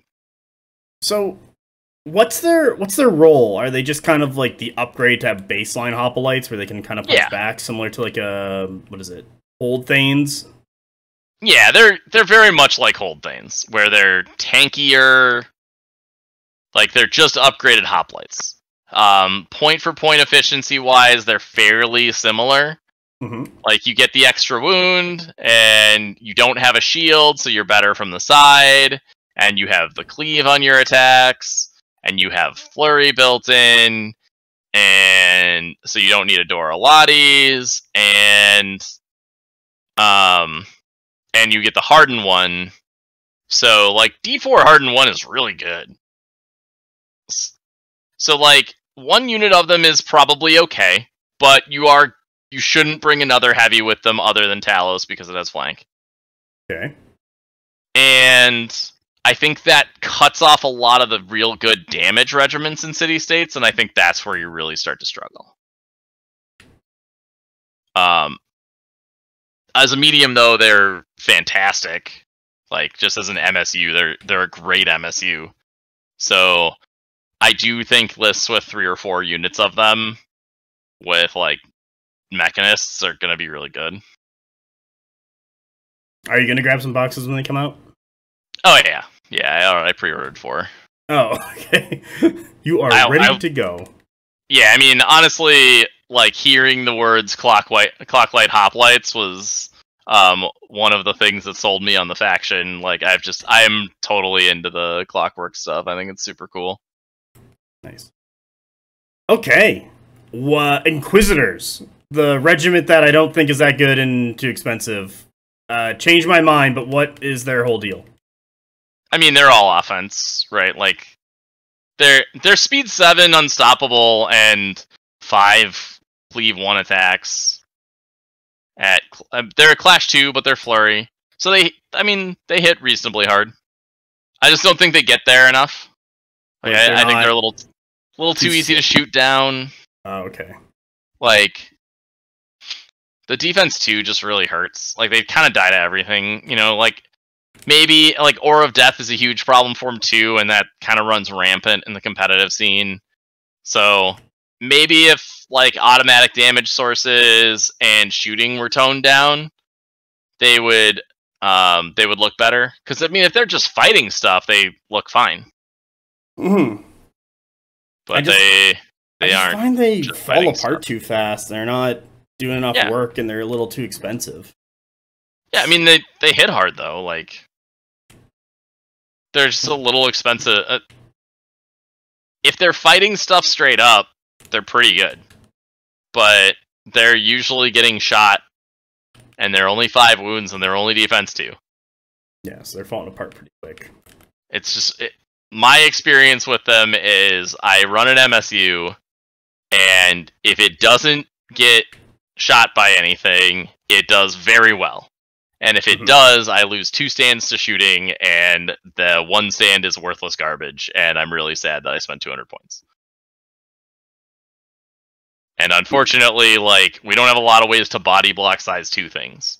So a lot of times I just get shot. And I can't really do anything about it.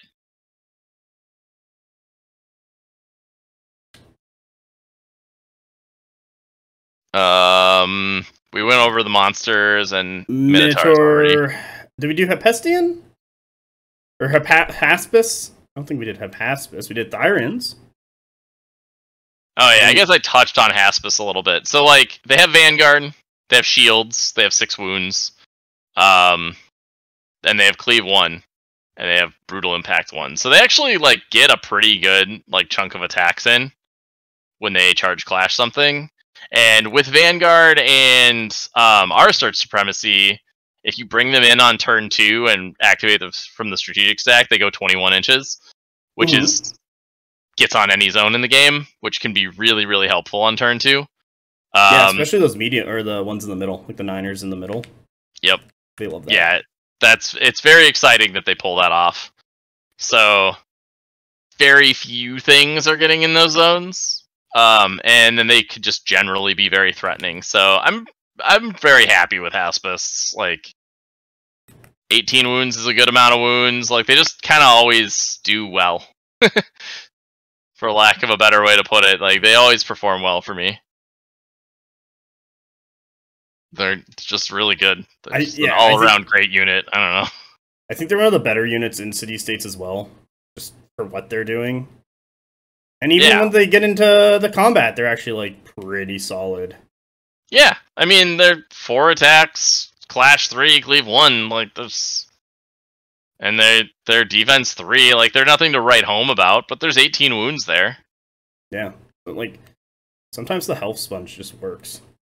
Yeah, and Vanguard's a really good rule.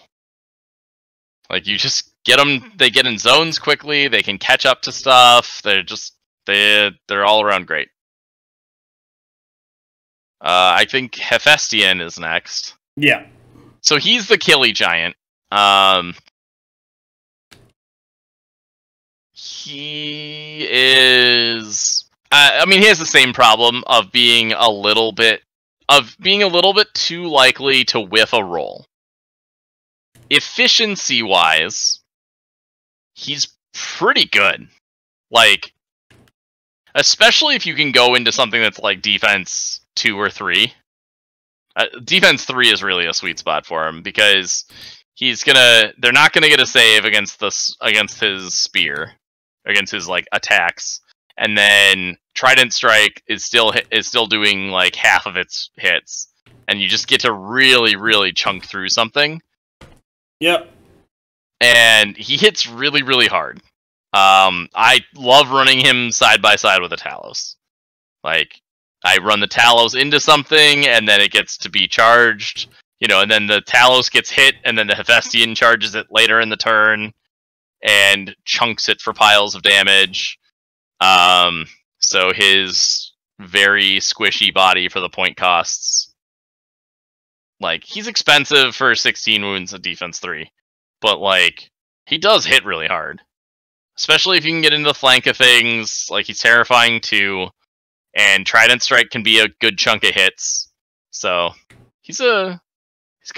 He's a good model. Oh, it's good. What's the problems with the Giants? Because we've talked about all 3 of them. But, like, besides being a monster in size 3, is there... 2 of them got magic, and I find that sometimes their magic doesn't go off, especially... not so much anymore, because they're no longer... what is it? Attunement 2, for some ungodly reason. Now they're Attunement 4, so I find their magic goes off a little more. But, yeah, I mean, that change happened a long time ago. I don't know I don't know why he had Attunement 2 on one of the spells, but, yeah, no, I think their spells go off fine. Honestly, I think they work pretty well overall. I think that just 10 attacks is just not a lot of attacks, and the way dice work, and the fact that they scale off those attacks twice is really the thing that, like, they need that to be more normalized. Mm-hmm. Because if you roll like 4 hits with your Hephaestian, then there's a pretty good chance you fail your Trident Strike. And then all of a sudden you go from like expecting to do like 6 or 7 wounds because, you're cleave 3 on the initial hit, and then another like 8 hits. Not quite, right? So you have impact, so you do like 2.5, and then you have your clash, which is like 6.6. So like 9, so you're like 11 dice on 4s, so you're doing another like 7 hits off of Trident Strike. But if you flub that initial like clash action roll and you only hit with like 4, which happens about 30% of the time, you probably fail to cast Trident Strike. And all of a sudden you're just like looking at things and you're like, man, this really sucks. Like, everything I planned isn't gonna work, and you're like, he just does nothing because all of his stuff fails together. Yeah. So I think both the Giants, like, it's much worse for Hephaestian, but because a lot of times it's pretty easy to get off the Promethean spells, and also they're not as important. But the that is a real problem. That's good. All right. Well, not good, but like, thank you for the knowledge that you've provided about the giants. The Apokchos, the Cav guy, Mr. Horse. Want to talk about him and his warband? Yeah, I mean he rides a horse. Like you run him with companion cavalry. Companion cavalry are good. His supremacy is a little bit. It's kind of a meme supremacy. Yes, good. I understand. It is. I mean, sure, I believe that. But like, it's a good supremacy. It's just like you're gonna run a bunch of chariots and a bunch of companion cav, and the problem is it's good in a couple scenarios, and it's just useless in the other ones. So like, it's fine for pickup games, but I just don't think it's ever a viable option in a tournament setting, because you're just gonna lose games to the fact that it doesn't do anything. And I mean, yeah, I guess if you want to spam a bunch of chariots, but I don't know. I think I'd still rather do that with Aristarch. Most of the time. It's not that hard to get to 6, and you're not really getting that many more chariots than 6.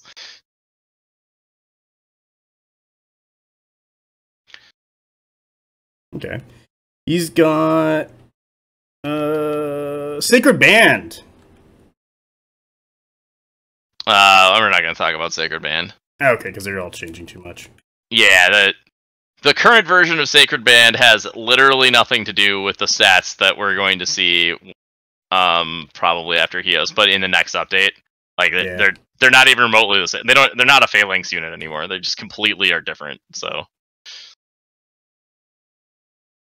and if you look at their models, like, they don't look anything like their current stat line either. So because the models just got revealed, so they're not worth talking about, because I can't say anything, and I probably shouldn't have even said they don't look anything like their current stats, but I'm pretty sure Reese has said that. They already said that. I believe Reese did, and then they already said that. I believe, maybe not in the happy hour, but it was implied. And also, a lot of people have known that their stats are changing even before the happy hour. So yeah, I mean, Leo did say it at Adepticon too.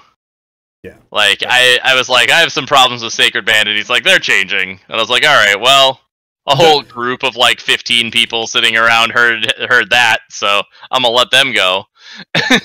So we're gonna skip them, because that stuff's all NDA, and their current stats there's no reason to comment on, because they're changing. Then we got the Mechanist, so we just have to do him, and the Polemarch, and I think that covers the rest of the faction, to be honest. Yeah. So, like, Mechanist can take... His supremacy lets you take medium clock lights. And medium clock lights are good. I don't know if they're worth a supremacy. Because you get the infantry one for the +1 march out of the strategic stack. And a once per game, like, start your turn with something in the strategic stack. So you can kind of double up on it. Yeah, so you get to use it twice that turn, and you get a card out of your stack for the purposes of like rolling for supremacy. And like, your first activation can be a double activation, because you go with your unit and then you go out of the stack, right? Yeah. So like, it's a pretty good once per game. And the movement's just like always useful. It's never like busted, but it's fine. By itself, it wouldn't be enough to put it for me to take it over Polemarch, but with the once per game, it gets there a fair amount of the time. I think it's still close. I know Reese runs Polemarch, so. Oh, hear that, everyone? Reese runs Polemarch. I believe he's going to Worlds. I know he's qualified, so. Can he even participate because he's one of the developers? Yeah, I mean, the only reason he wouldn't participate is because of that, but as far as I know, he can participate, so... Oh, good luck to Reese. Yeah.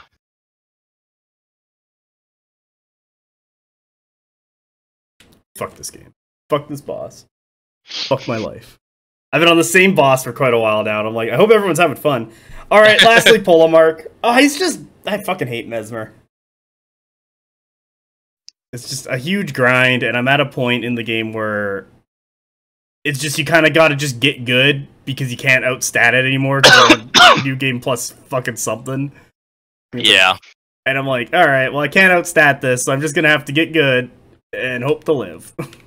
Yeah, and like getting good sucks because then you like have to own your mistakes. Yeah, we're trying a bunch of stuff and seeing what works. That's fine. This is the high-end gameplay everyone wanted. Yeah, so Polemarch's good. His supremacy's pretty good. It's one unit, which is kind of the drawback. I tend to prefer him with Hoplites.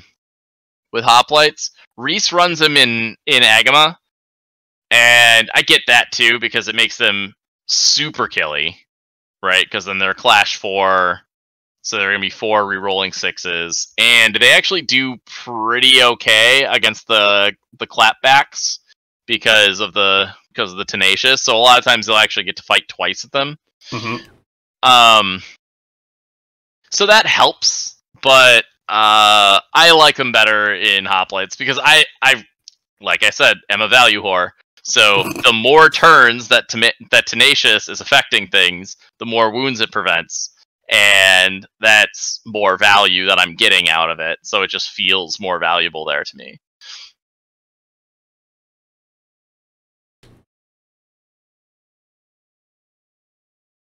Sweet. Do you have some city-states lists to go over with everybody to show off how some builds?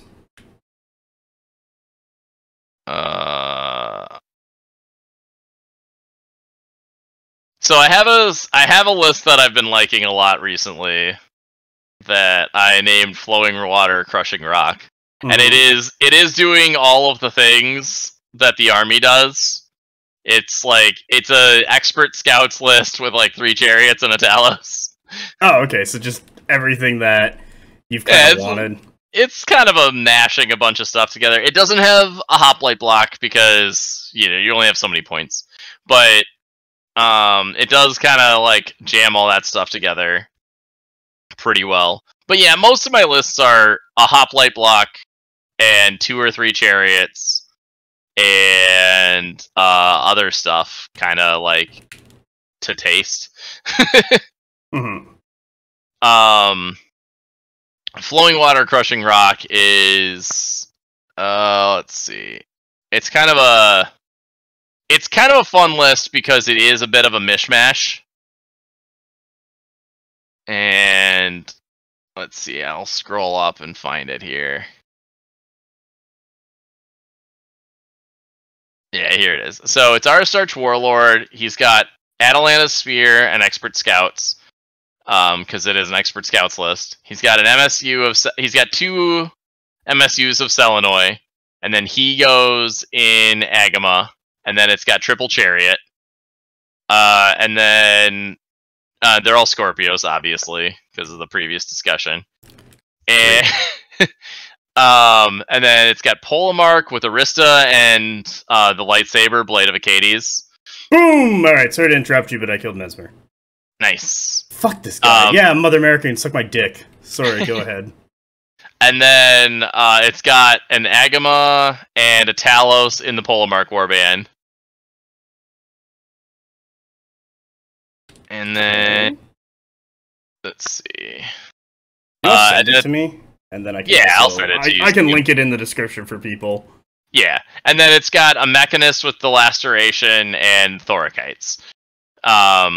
So it kind of does literally all the stuff I was talking about. So you've got your early scoring with the Mechanist. You're probably going to get at least 1 Selinoi in. You're going to try to cast the scoring on them. You're going to try and sit on early game zones, and then as people try to approach that stuff, you're going to pelt them with chariots, and then use your Agema to countercharge whatever's getting into your Selinoi and or Chariots, and then your Talos to go like toe into his own and use that counts as 6 stands mechanic that he has. And that's kind of the whole like plan of the list. Like it's an expert scouts list, and it's got 2 units of Agema with characters in them that are both 4 Agema plus character. So you have to be careful. They're fragile. Okay. But they're good. Like they're very killy.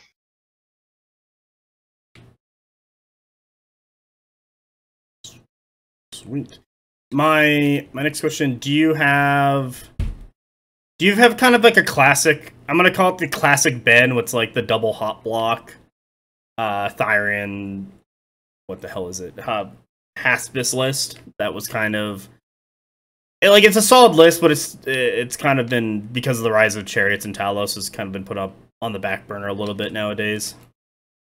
Yeah, so I mean, my other like the list I sent to Iskander actually, that is much more of a straightforward, a list that looks like city-states, I guess, is a Aristarch Warlord with Blade of Eakides, the lightsaber, Inscription of Impact Resistance off of Long Lineage, so he goes double items, and in 6 Hoplites plus Auxiliary, so an 8 block, Triple Chariot, MSU Selinoi, Talos with the Unstoppable Mask, Polemarch with Arista and Spear in an MSU of Agema, and then a unit of Haspists and a Hephaestian. So the idea is that the Talos and Hephaestian run together. Okay. And they both have Unstoppable because they're close to each other. And then you friends. Yep. And then you have a big block of Hoplites that are, pretty tanky, that are getting supported by the Chariots to, do enough damage. And, like, you got a little MSU of Selinoi. They're really there just to unlock that Talos. There wasn't really much else to do with them. Like, I could put the Talos in the Polemarch Warband, but then I had 130 points, and it wasn't going anywhere, so, like, it probably would have just been Selinoi anyway. Yeah. You could cut it, add a Hoplite stand, add an Agema stand. Like, there's options. I think this works best. I don't know. Nothing's ever perfect. No, games in practice and then changing it depending on the situation, like. Yeah, and some of it is playstyle. Like, I've played War Machine for a long time, so there was always the like, oh, that's just my playstyle, and it's like, and people were like, playstyle doesn't matter. And it's like, it does matter, but it's not an excuse to be wrong. Like, you don't run bad stuff. Like, playing bad units isn't a playstyle. Sword Knights is not a playstyle. I have played Sword Knights, but that was in a very specific list, so because they could ambush. Yeah. Yeah, I mean, I played them in Mark II because I wanted drive. Okay. So it was a hilarious assassination list. It was actually like surprisingly good, but like, so I did the like accumulate power thing on a Stormclad. Yeah. And I used I used Alan, the wrench guy. Yep. Strange ways, because he gives a free focus. It's great. To give it a focus, and then it had drive. and its drive was full throttle. So I would like TK their caster. So it was an assassination list. So I would TK their caster off of an arc node, and then I would TK it, and then I would drive it like in a weird like angle, and I would like charge and like buy attacks with it. And just kill casters by charging them in the back with it, and it was great. Because I did it with Haley, because, Yeah, because Haley OP. She's my girl. Good girl. I did some dumb stuff with the Earthbreaker in Osram, where I would, like, if someone left, what is it, like a support. I think I hit the squire that was with like a knockdown torpedo, and then it clipped Haley, I don't know, 2 or something, and she fell over, and I was like, oh, unload the gun, sucks to be you. Just like killed it. There's some man, I missed Mark II War Machine, I'm not gonna lie. It's a fun game. Have you tried Mark IV?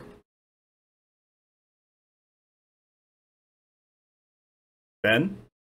No. Oh, okay. I don't blame you. No. I had played a couple of games of Mark III, and then Keith moved to Iowa, and then I kind of stopped. Like, it wasn't, you know, it wasn't like I didn't want to play with the other guys locally, but like the community just lost the competitive edge after Keith moved. The thing you wanted was gone? Yeah, so you know, like he moved. Yeah, I mean, most of the Crippled System guys kind of got into board games around that time. Oh, you were playing those guys? Yeah, I used to listen to their podcasts all the time. Yeah, no, they were like that. That was like the local group at my store. So nice. Keith Christensen and I have played just a lot of games of War Machine. Like we used to play test all the time. Cool. I never knew that.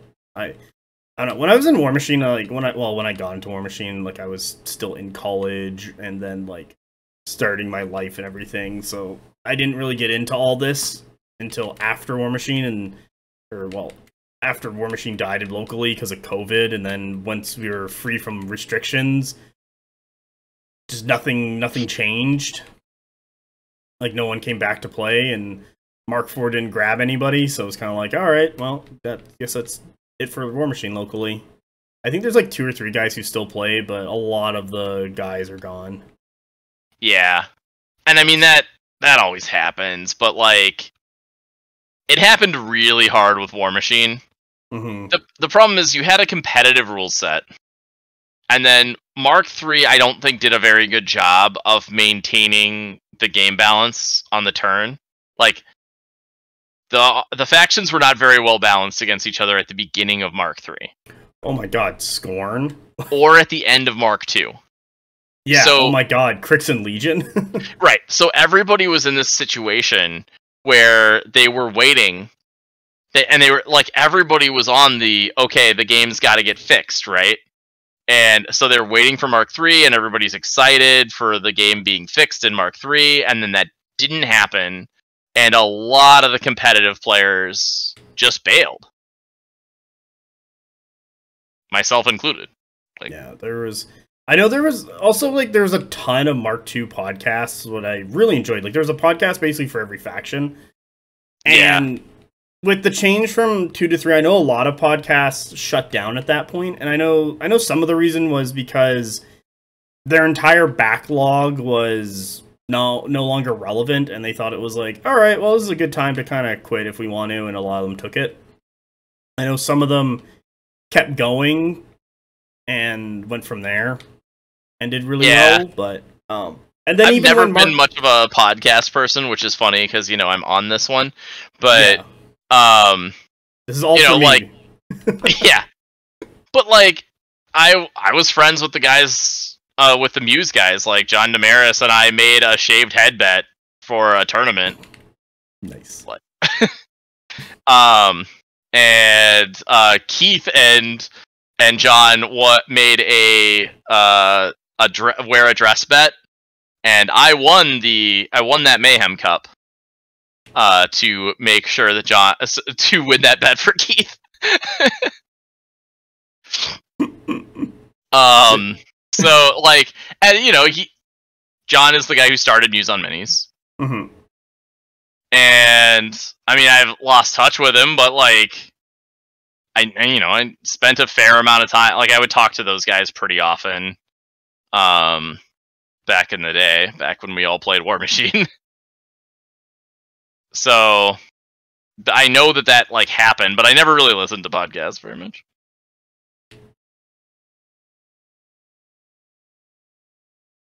I didn't really like. I guess I didn't have a job at the time that made listening to podcasts easy, and I didn't have a long commute. Yeah, well, that was my and then job. when I was at home, like I didn't listen to podcasts. Like you know, just I think during that era I was mostly like playing League of Legends or playing Vassal games on Vassal of Mark II. So I'm glad that Wartable came out for War Machine, because like when COVID happened, I was doing Vassal games. I'm like, man, this sucks. Do you like Wartable? I really like it. It took me less than 10 minutes to learn, and it did everything that it needed to do to play War Machine. It didn't give you any of the rules or anything, but like it tracked health, it did movement. You'd click on one mini and it would show you the distances to every other mini on the table, so all your measurements were there. You could break up movement in multiple sections, so you could start like doing stuff like that. So it does a lot, and then it was also just in your browser. So yeah, you didn't I do have like to download anything, and then if you want to save a game, it was a text file. You could just download the text file and then and that was what you loaded. So you could even just, if you had a game and there was like something going on, let's say you wanted to make a puzzle, you could do that and then send it to like a buddy, or you could send somebody the game to show them what was going on at that point. Yeah, it was really nice. Like Wartable had a lot going for it, and it was just like, this is crazy. Also, you could copy and paste your list in and drop it into Wartable, and it would produce all your minis. Yeah, I'm really excited for that. So, like, Wartable that's is a really cool ability. A fantastic tool, and I like it. Like that's good. Yeah, it's good. So, enough about War Machine on the Conquest podcast. What about matchups? Let's go through every faction, talk about some matchups? Alright. We're almost done. It's getting late for me. I know. I'm trying to get to Radon as quickly as possible, but right now I'm at Romania, the Saint of the Bud. She's putting up a bit of a fight, but she's kind of going down slowly. So, 100k. What is the game plan into 100k of city-states? What are you trying to do? What are you trying to save yourself from? Well, it depends. I mean, 100k are two very different lists. Like, against Ashen Dawn, you're really just trying... Like, you gotta shoot them.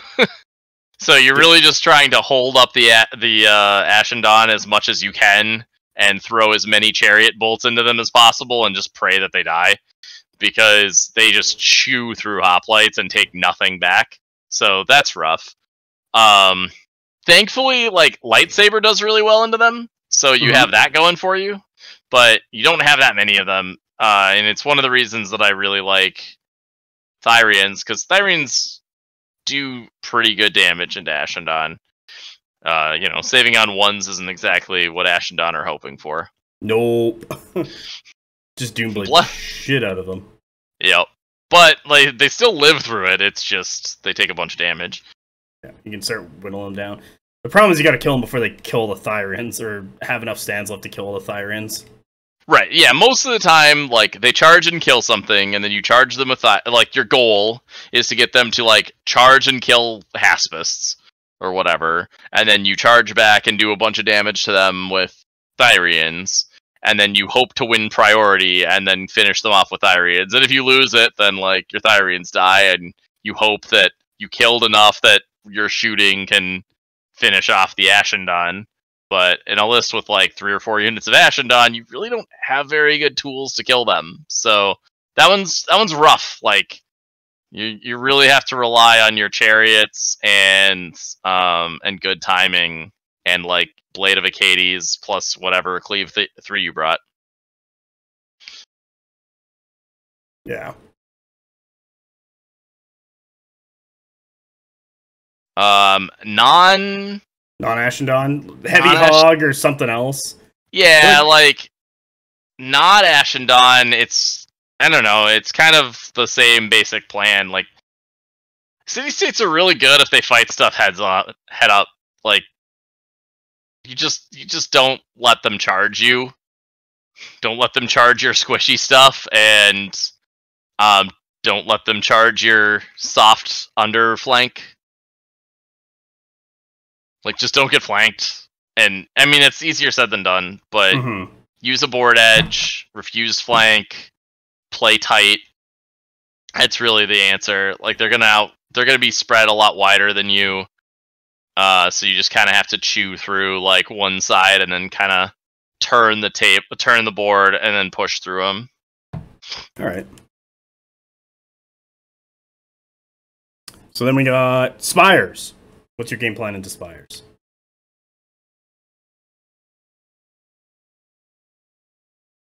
I mean, it's kind of the same. I usually try to get on the zones and then just kind of grind them out. Like, the best thing you can do to Spires is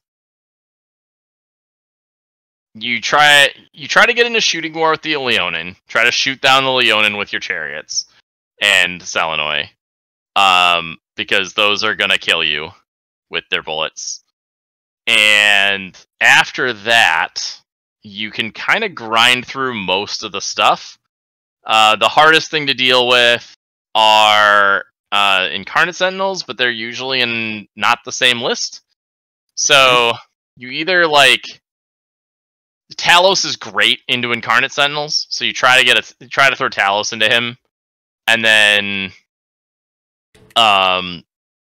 try to, like, just do whatever damage you can to them. That's a big unit with a lot of health.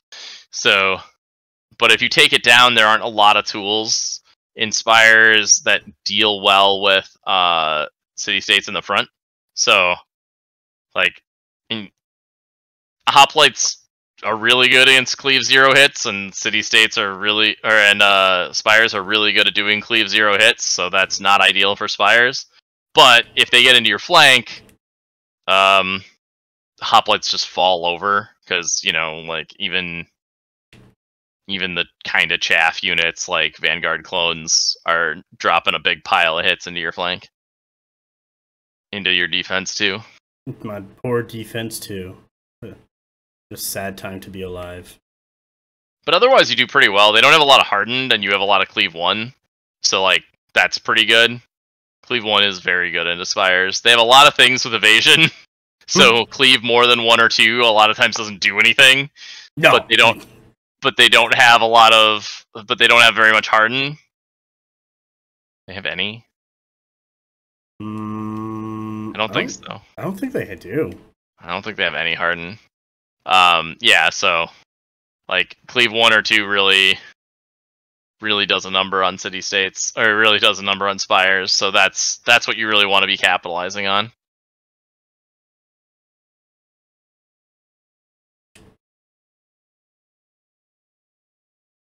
Okay, then what? We got Nords? Yeah, Nords are tough. That's probably your worst matchup.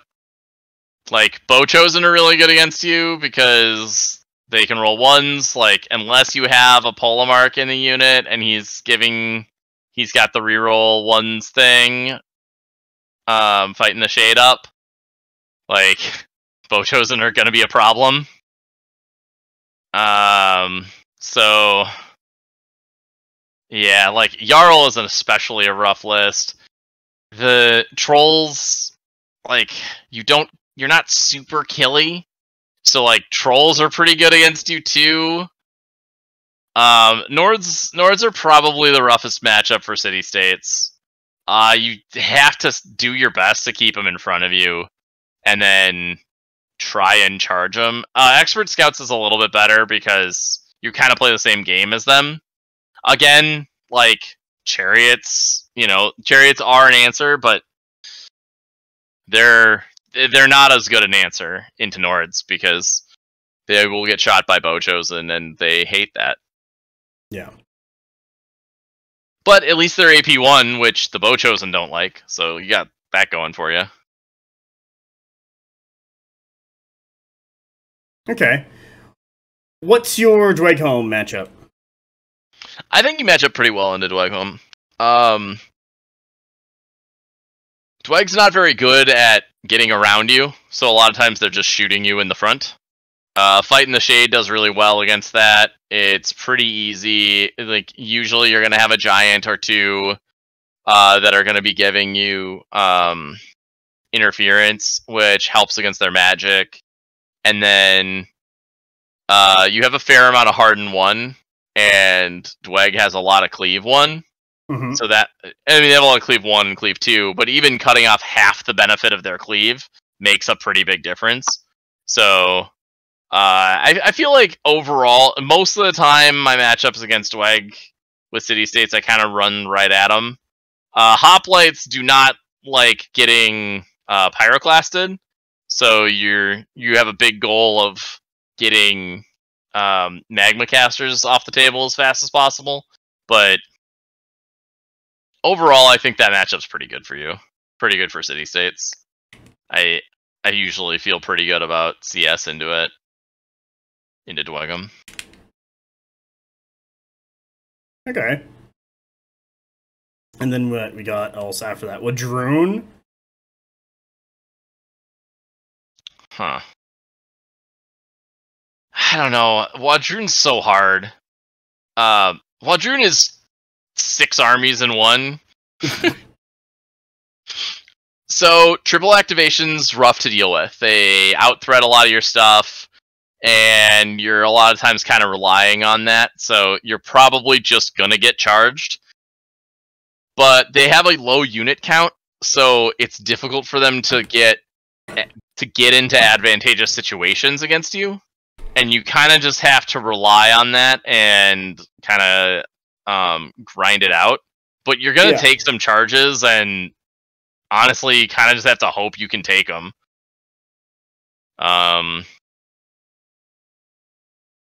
You know, it's nice that Apex doesn't do very well into Talos, despite the fact that, you know, you're a fiend. Your Talos is a fiend. Well, because he just reduces the cleave and he's defense 4, and it's like great. Yep. Yeah, and Tantor, similarly, Tantor is really good, but you know, Cleave, you have a lot of Cleave 1. Cleave 1's really good into Tantor. Even if he chants Conquest, he only gets to Evasion 2, so, you know, it's a thing that you have. It's good for you. Like, it's a better matchup than a lot of them. But there's a lot of options in Wadroon, so it can be a little weird. But a lot of them are Cleave 0 hits, and City-States are generally pretty good against Cleave 0 hits as long as you keep them in your front arc. You got a lot of defense 4. Yeah. I feel like just in general, the getting side charged by people is kind of like, you're done for. Yeah, I mean, you don't want to get flanked, but City-States really don't want to get flanked. Yeah, because they lose everything if they're getting flanked. Well, and they kind of rely on blocks in general don't want to get flanked because you're relying on a larger unit, so you're probably going to take more damage if you get flanked. And you can't really afford that damage. Mm-hmm. So, you know, like, City-States kind of get pushed in that direction a lot of the time because of the nature of the list build. So it becomes even more important that they are positioned well.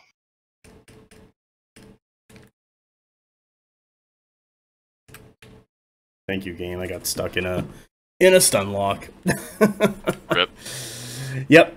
Sweet. Well, that's not gonna be a change much. So then we got Old Dominion. The basically just like 2 bricks whacking into each other to see what brick breaks first. Yeah, Old Dominion's rough. Like, their bricks don't break. You know, your bricks break first because you have Resolve and they don't. And they have Aura of Death. The only thing you really have going for you is that, like, you're good into their flank and you're pretty good at getting there. But, you know, they have your Chariots are AP1. They have a lot of Hardened 1. They have a lot of things like Varangian Guard will just cleave up a whole unit of Hoplites, no saves. They have enough cleave to easily get past the Hardened 1. They have enough Aura of Death to do a large number of hits. I really feel like Old Dominion has to be the worst matchup in the game for City-States. It is an uphill battle because they literally just like all of their rules just counter all of your rules. Like they either have Evasion 2 or Harden 1. That's a tough one. Like you got a lot of cleave, one that doesn't work. You got lowish resolve. Don't have a lot of fearless. You don't have a lot of, you have. I guess you sort of have access to bravery. Your only saving grace is that most of the time, like the damage output from like Praetorians is relatively low from the clash. So you'll at least have Untouchable up for Aura of Death, but the draw event from for Tenacious won't be up yet for Aura of Death, so you're gonna still take more damage from that than you want, but at least you'll be defense 4 rerolling 6s, so that helps. Oh, okay, got it in the grab, sweet. Like, if you can get through the Praetorians relatively quickly, you have a decent amount of just, like, Cleave 0, like a decent amount of just hits that go into Bone Golems pretty well. But, you're paying for that Cleave and AP1, and you have it everywhere, and, like, both Varangian Guard and, Bone Golems have Hardened 1, and it's just, that's a pain. Like, it's tough. Like, they're a tanky army, and they're hard to get through. They're a tough matchup for you.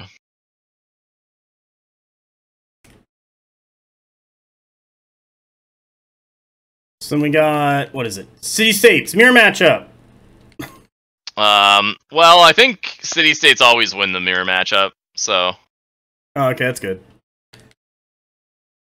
What is some help that you can give other City-States players into themselves? I mean, I feel like you know... Just do everything that you don't want to happen into you? Yeah, like...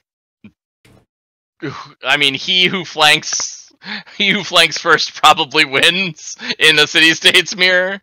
Yeah, like, unless you're playing completely different lists, like Expert Scouts versus, like a more standard list. But yeah, like, it's literally try to get in their flank and try to keep them out of yours. I mean, really, like, protect your flanks is kind of the key to City-States. It's weird because they're hard to play.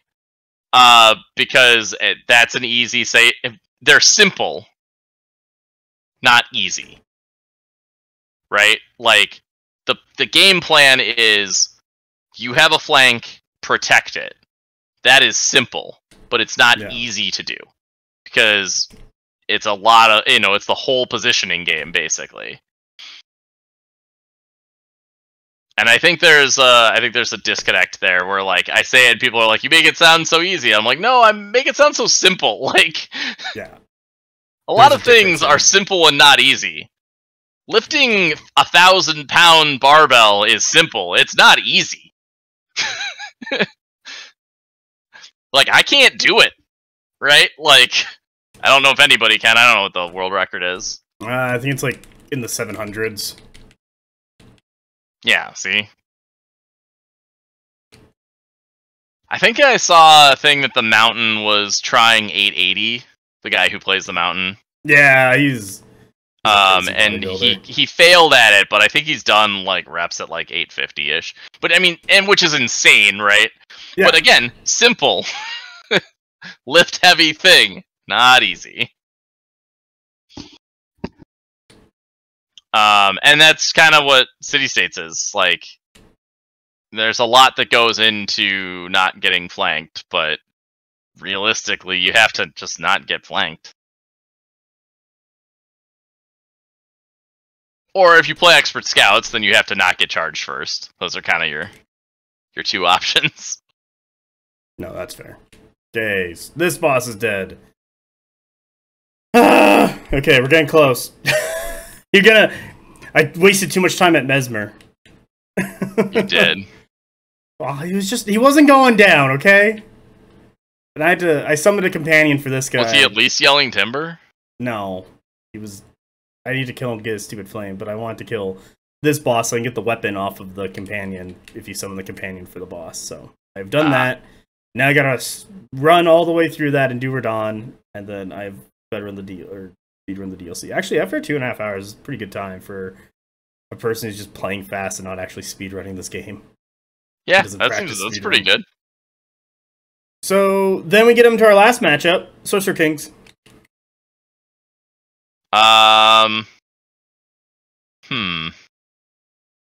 Sorcerer Kings are tough. Like, it depends on the list, I guess, but they have a lot of tools that are really good into you.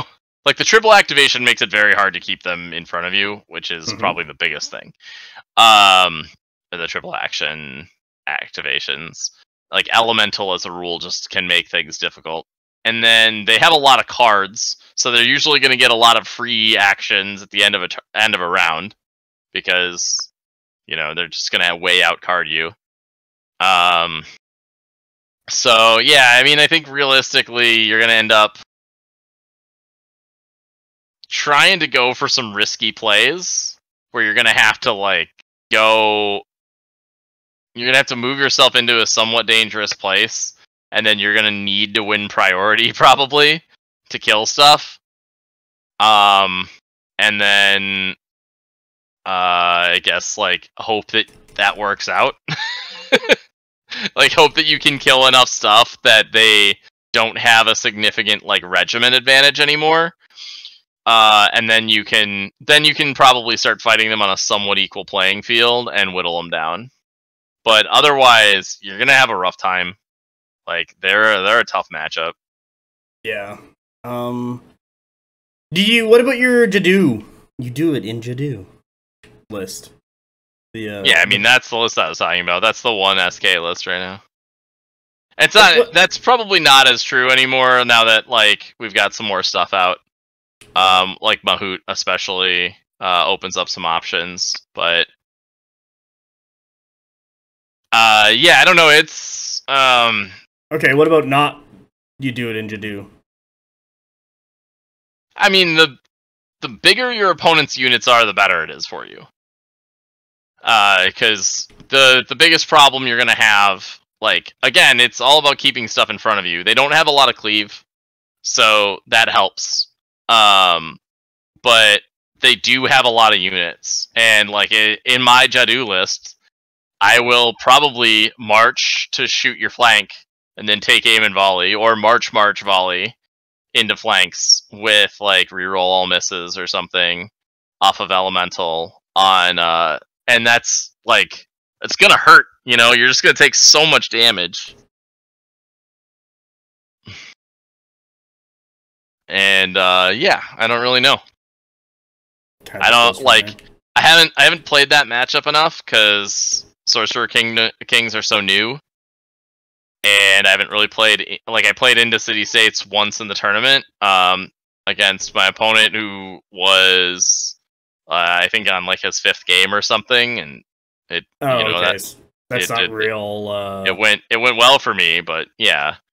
I'm not gonna say that's not real practice, but it's not gonna give you the in-depth practice that you want. All games are practice, but is it gonna give you better practice if you played into an experienced City States player?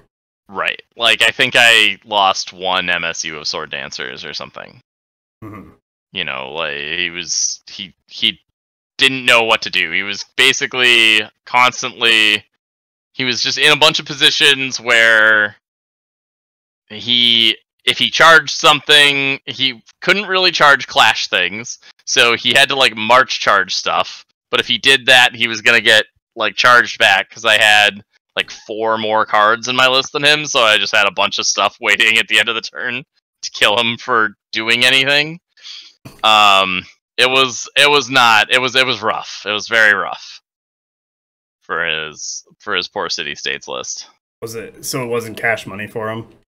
No, I would say it was kind of like a payday loan for him, where like you didn't get enough and you're gonna have way less the next time. Mm-hmm. So a nice predatory interest rate. Yep. Don't do it. Yeah, don't go to payday loans unless, like, I don't know. Just don't do it. You don't have to. Do not do it. I can't think of a circumstance in which you would have to. Like, you gotta pay off your mob debts. I mean, yeah, like, unless you literally borrowed money from people who are gonna kneecap you, like, don't do it. Don't do it. It's a bad move. It's gonna make you unhappy. Oh, it's not a good time. Cool. Is there anything else you want to talk about for city-states? Because I think we've kind of covered a bunch of stuff and done a good overview of the faction. I'm like, it wasn't as deep as the other ones, but I also feel like city-states themselves are, like, they don't have... We've kind of already talked about this, but like they don't have as much things as other factions do, it's kind of like they don't have as much model debt as other factions do, or they just kind of have stuff that's like out and about, and like what is this supposed to do, or like they overlap, or any of all that stuff. Like, well, and nice, you know, they're not that complex. Like I said, they're simple, but hard. But like they are relatively simple. You know, going into like how charging works with fluid formation, you know, and I touched on that a little bit, but that's been talked about a lot, and using that is very important to making your Agema perform well. But like, it's you can fluid formation before you charge, so you can tip your front corner closer to them and then roll your charge. That's all there is to it. You know, like, but knowing that and factoring that in for your threat range when you're lining your stuff up is really important. I played against Werebear in the tournament. He was playing an Expert Scouts City-States list, and he was basically on that game plan, and when I was playing Sorcerer Kings, and he couldn't do anything. He literally told me that my list was unfun. He's like, I believe he said, I know it's a comp event, but like, this list is pretty unfun. And I'm like, I mean, that it's everything that's out for the faction, man. Like, I could have played a Ravenar instead of a Bakasura, I guess. But it was 3 units of each of the things that were in print at the time.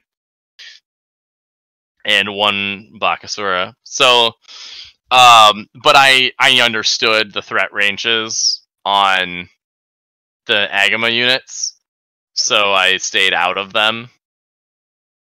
And I set up so that if he did, like, charge clash something, which he'd kill. I mean, it would definitely die.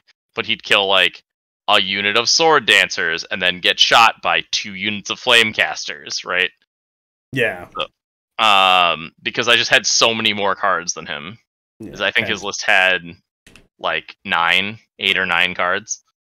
It was like 3 characters and 6 units or something, and then I killed one of the units with a character in it, and then he had, like, 7 cards or something, and it's just like, Like, I killed, the Selinoi with Laceration in it, and I was like, your turn's over, and I, have gone through my characters and Rajakur. So I guess I'll just... I mean, I don't know if you've played any chess, but it turns out that if you can move pieces a bunch of times in a row, it's really good. Even if you can't move the same piece, it's like, I'll just get 5 moves. And that does sound good. I mean, there's an advantage to having more cards. Most of the time, it's only a couple cards and it's relatively small, but in cases like if somebody's playing a low card count list and you're playing a high card count like a Sorcerer King's list, and then you put a couple rituals in the stack, so your deck's like 14 cards and their stack is like 7. Mm-hmm. It's rough. Like, you didn't do anything. You didn't play any of your cards, and their turn's over, and then you're just like, and I just walk up and shoot, and now I have all of my units surrounding you, and like, it's bad. It's bad times. Bad times for them. They're sad. They get to be sad pandas. Oh, poor guys. When one panda sticks its tongue in another panda's ear. Oh my god. That's sexual harassment. And that makes me a sad panda. That's where that's from. No, really? Yeah, it's from South Park. Huh. So I've watched all of South Park up to date. It's just all the older episodes I watched back when I was in my 20s. Or, like, in college 20s. Yeah. So it's like, okay, I'm not gonna go binge watch this all. I have already done it. Yeah, I have watched all of it more than once, but, like, my old roommate really liked that show. Yeah. So he watched it probably 3 or 4 times. So it was one of those, like, I'd catch episodes of it a lot. Because I'd, like, come home from work and it was on, you know? That's how I got into watching True Blood, because my parents would watch True Blood and I would, like, walk in on them watching True Blood and be like, oh my god, there's boobs! There was a really funny, like, I think it was like a TikTok or something, I don't know. It doesn't matter. It was either a TikTok or a Facebook reel or a YouTube short, and they're all the same thing, and they're posted in all 3 places. But it was just like, can we just pretend that we didn't all watch this show? Can we stop pretending we haven't watched True Blood? Because everybody's watched True Blood. Like, there were points in True Blood where it was actually good. True Blood is great. It's campy. Like, oh, yeah. It's got campy dumbness to it, but, like, it doesn't take itself too seriously. No. And it does that part right. So, like, it's a pretty fun show. It has decent horror themes, it's got solid gore, it's got boobs. Got boobs, all matters. I mean, that's not all that matters. It also has some, like, good comedy in there. Right, yeah, like, it's got pretty good comedy. Like, it does a pretty good job of, like, hitting all the cylinders, I guess, you know, like, overall, it's a pretty fun show. Mm-hmm. But, I mean, yeah, it's not, like, high art. No. Where are you at in here? I'm just gonna share this. There you go, you can join in on that. Hopefully the game doesn't crash. This is for Radon? Yeah, we're gonna Radon it. This was the whole point, was trying to get this done before it was your bedtime. Oh yeah, well we failed that. I know, but at least you get to do Radon. Oh.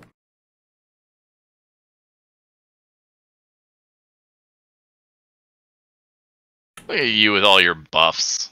Man, I'm on New Game Plus. Okay, whatever. I'm getting all the buffs I can get. Do you not actually know what New Game Plus you're on? No, because I don't pay attention to it. I just keep pressing the button after I get an ending. So, we'll find out, because I beat the base game. Oh, he's smacking me. Heal. Here we go.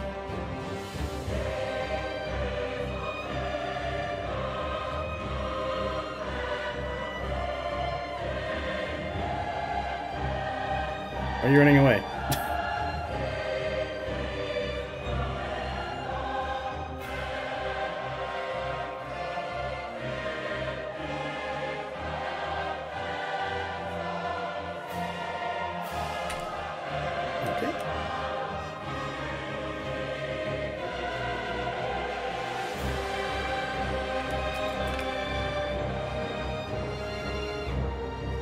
Radon, consort of Mikola.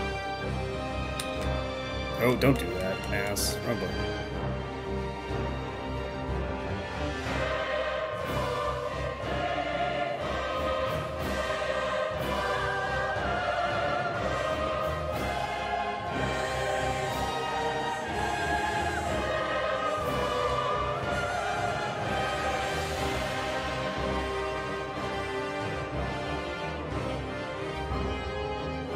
Oh, no, not the hug. Oh, no. No, the kissy. This is not what I wanted. Get in there. Gotta keep poking at. Oh.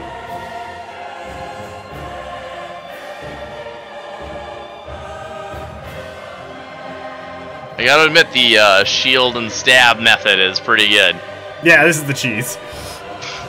I did beat him with the wind blades. And then after that, I was like, I'm good. There's no way I can, like, do this again. He just does too much damage. Oh my god, dude. Calm down.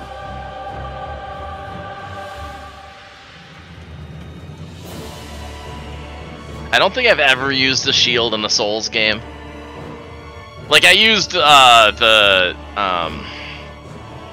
was it called? The jellyfish shield for the buff, you know? Ring, but like not like an actual shield to block with. So I played in Dark Souls 1 and this is how I learned the game, was actually from shielding. What was it built? What the fuck is this guy doing now? Attacks. Oh, that's right. Oh, we missed our... Okay, so... let's go over here. Yeah, that's fine. Good thing you survived that. Uh-oh. That took a lot of damage.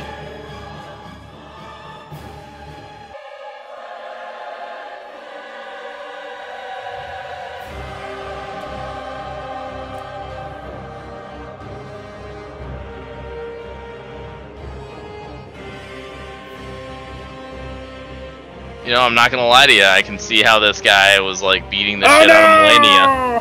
Yeah, he killed you. I know, because it did a mana flask instead of healing flask. I don't know if you want to watch me do him again, but like I'm obviously gonna get him.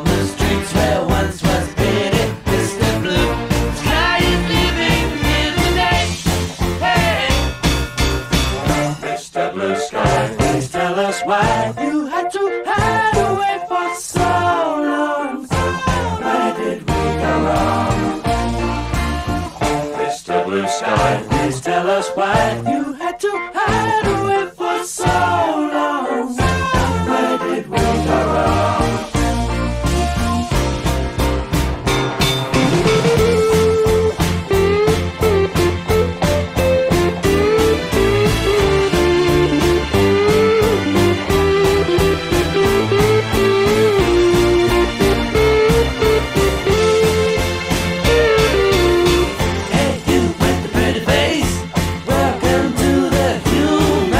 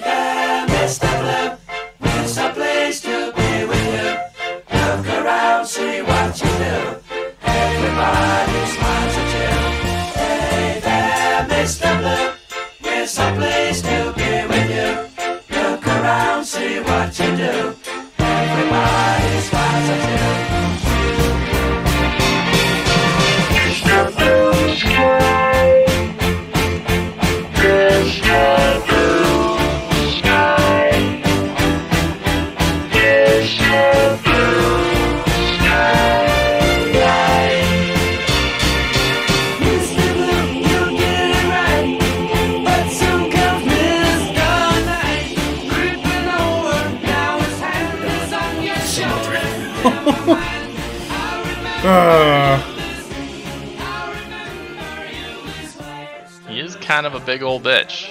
Yeah, he just doesn't want to go down like gently in the night or anything.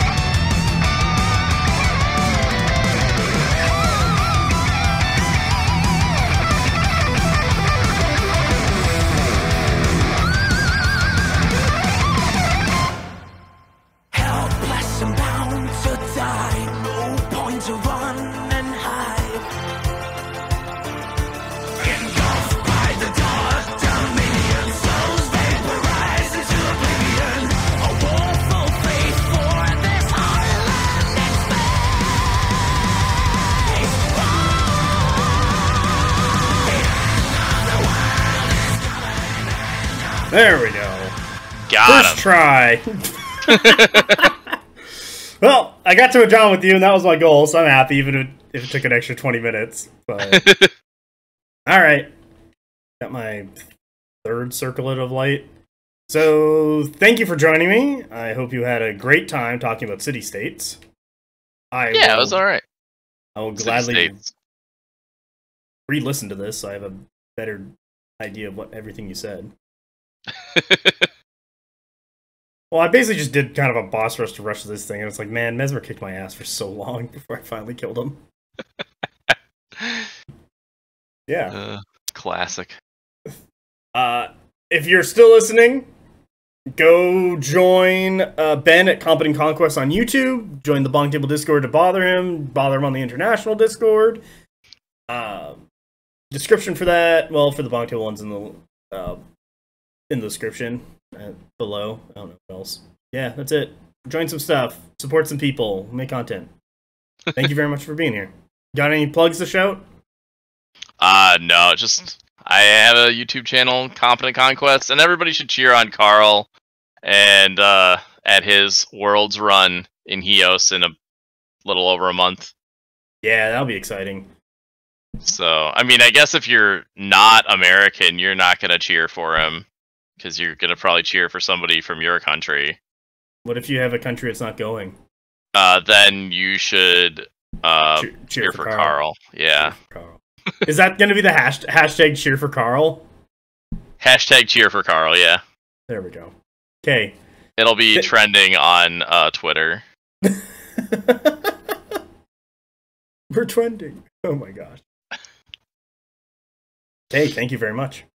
Yeah, thank you much. Good night, everybody. Have a good night or day. I stole that from somebody on YouTube. Bye. Bye.